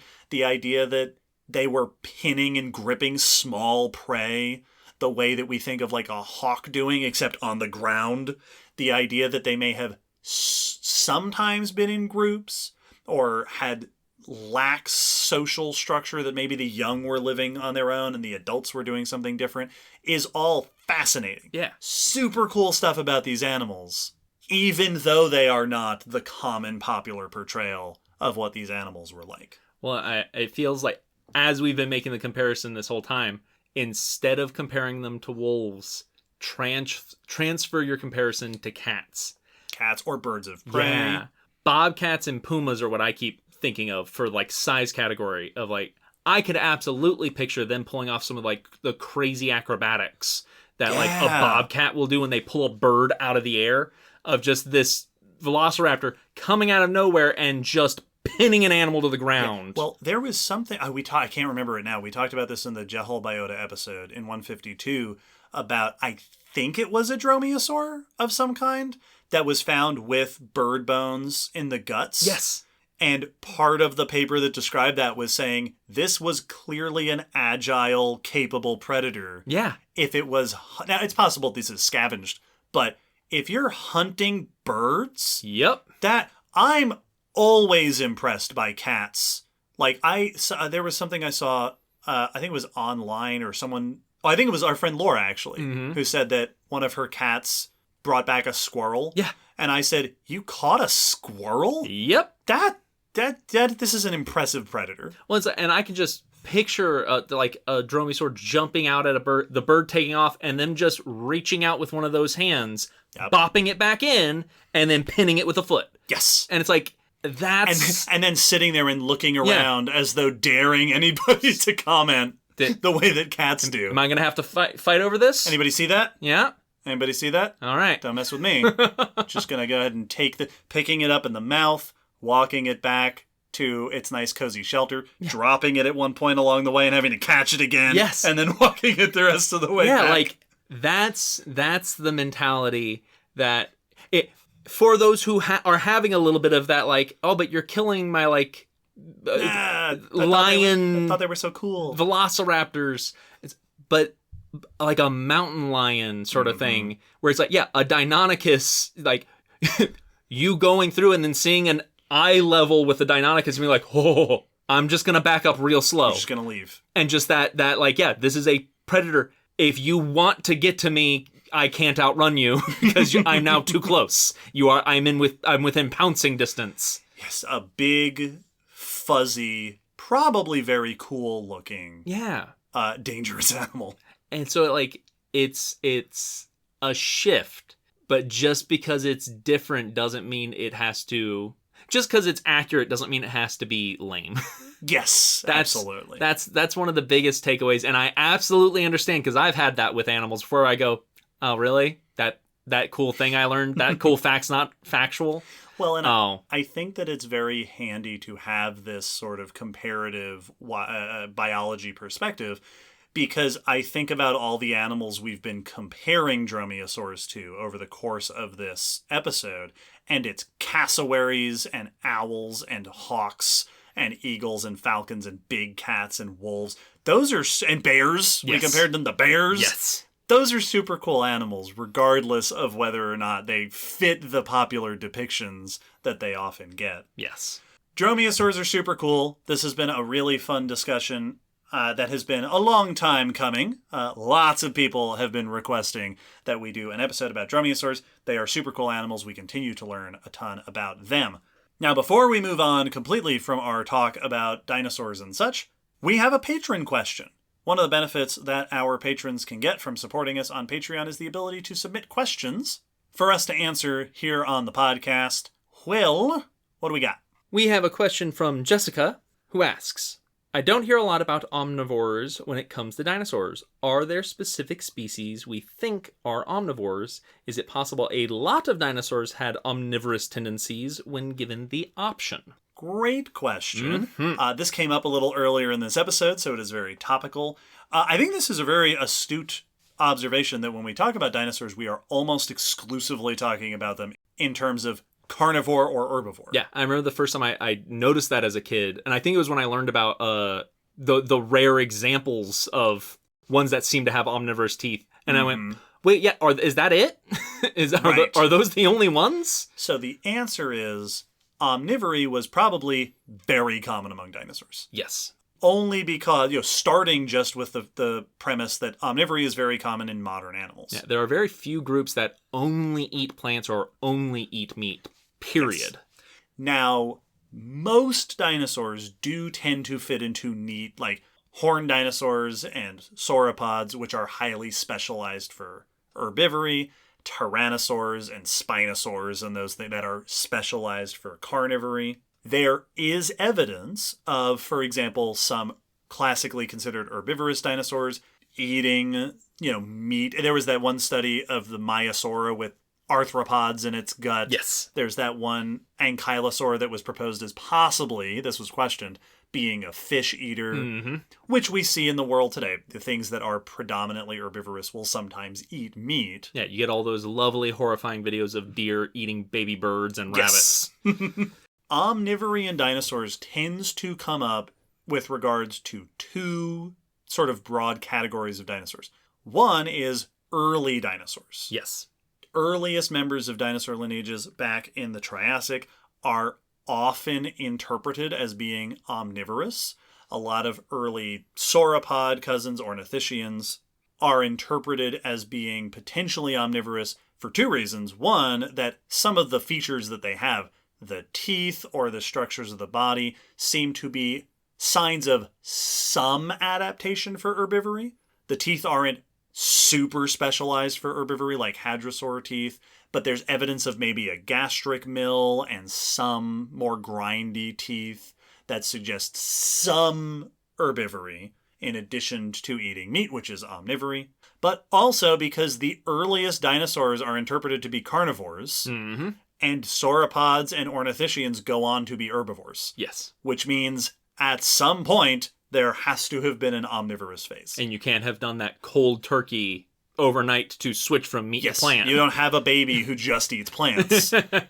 Typically what we see, and we see this in mammals today, that have evolved, pandas, for example, both types of pandas, evolved from carnivorous ancestors, and we see in their modern anatomy and their modern behavior and in the fossil record, it starts with supplementing a carnivorous diet with plants and then gradually moving into that specialization. The ratio just slowly but surely shifts from one to the other. Yes. So the origins of many, maybe all major dinosaur lineages are probably omnivores to some degree.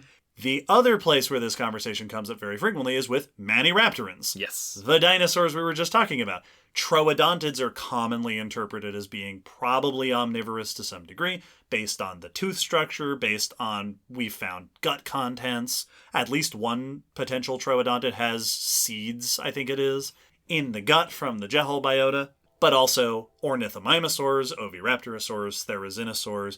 Birds are all theropod dinosaurs, coelurosaur dinosaurs, most of those are maniraptorans, that have evidence of being herbivorous to some degree, and all of those are descended from predominantly carnivorous theropods. Yes. So for them to be eating plants, they are either eating plants as part of an omnivorous diet, or they have shifted fully to herbivory, but had to go through an omnivorous phase to get there. Yes.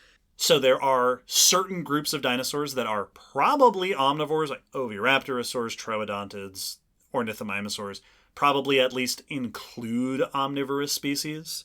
There are certainly going to be examples. There were probably dromaeosaurs that would eat plants now and then. There are certainly going to be hadrosaurs that would gobble up like a little baby bird or something every now and then. We see that in animals today. Oh, and there's tons where, even though they're specialized to be herbivorous, like a ceratopsian, what's going to stop that beak and those teeth from chewing it? Yes. If that finds a body or a small animal that doesn't get away fast enough, that mouth is going to turn you to mush just as well as it does with plants. Yes. So, there's not much stopping them from eating meat. They're just not specialized in catching prey. Yes. And that's what you see with a lot of animals, that most herbivores today will happily take protein in the form of meat. They just aren't going to chase it down because that's not what they're adapted to do, and that's not a cow is not a specialized hunter. No. But if you leave out meat, there's been documentation and studies that have found that when carcasses are left out in the woods, deer usually find them before a lot of the predators do, because they outnumber the predators. There's more deer. They're more likely to find it first, and they stop and eat it because meat is a very good source of a lot of nutrition. So outside of those, when it comes to the sort of early lineages of dinosaurs and a lot of those coelurosaur theropod lineages, they are often referred to, you'll see in papers refer them to them as herbivore/omnivore. Yes. Because we have evidence of them eating plants, being adapted for plants, but their ancestry is evidence for them being carnivorous.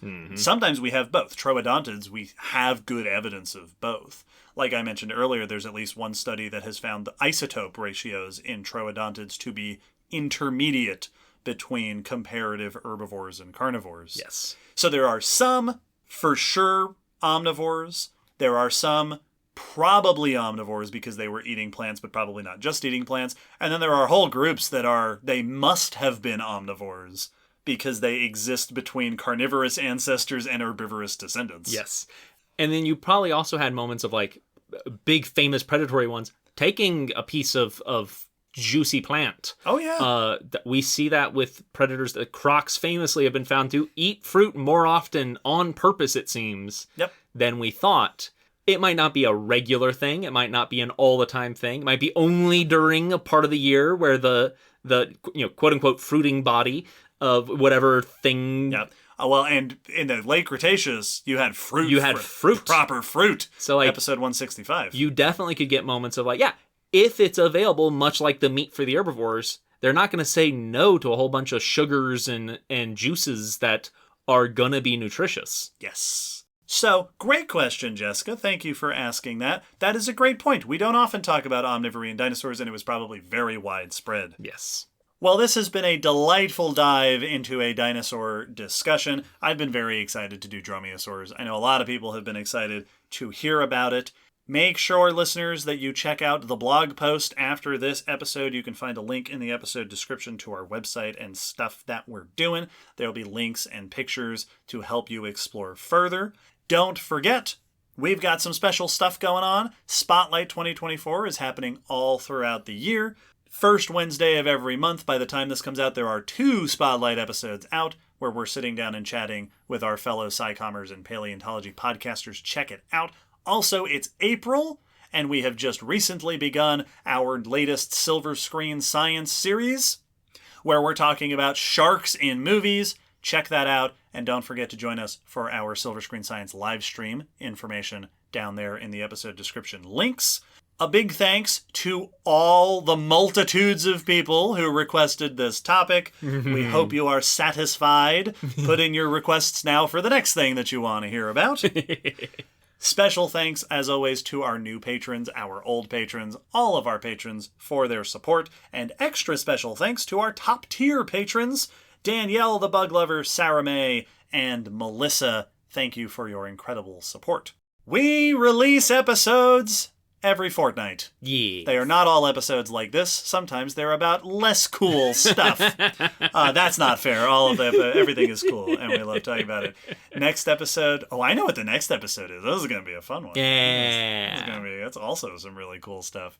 But no, Dromaeosaurs are really cool. These are, well, because we try not to, the mentality is, the logic of the podcast is that everything is cool. Dromaeosaurs are, and we didn't really go into this in the episode, the best dinosaurs. Yeah. They're the best ones. They're really hard. Well, it's very much like how the internet has just an obsession in love with cats. And even if you're more of a dog person, it's hard not to look at a cat and be like, that's a really cool, successful, incredibly capable animal. Yeah. Like that is an animal that can catch some of the most mobile animals on the planet. And they are devastating to bird populations. Check out episode 93, where we talk about cats. Also 94 for dogs. Also 186 for owls. There's a lot of comparative things here. Dromaeosaurs have a very similar feeling where it's like, there's no way you were not just immensely impressive. Yes. It just, whatever you were doing and whatever your social circle was when you did it, yeah. It had to have been cool to watch you do what you do. These are just utterly fascinating animals. And I'm glad that we finally got to give them their own whole episode. Yeah. I'm out. I have nothing more to say. Bye. Sign off phrase.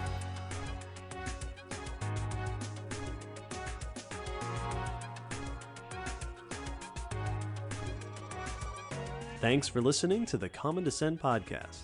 You can follow us on Facebook, Twitter, YouTube, and check our WordPress blog for pictures and links after each episode.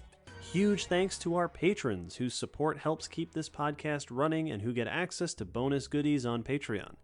The song you're hearing is called On the Origin of Species by Protodome, which we found at ocremix.org. Thanks again for listening. We hope you'll join us next time.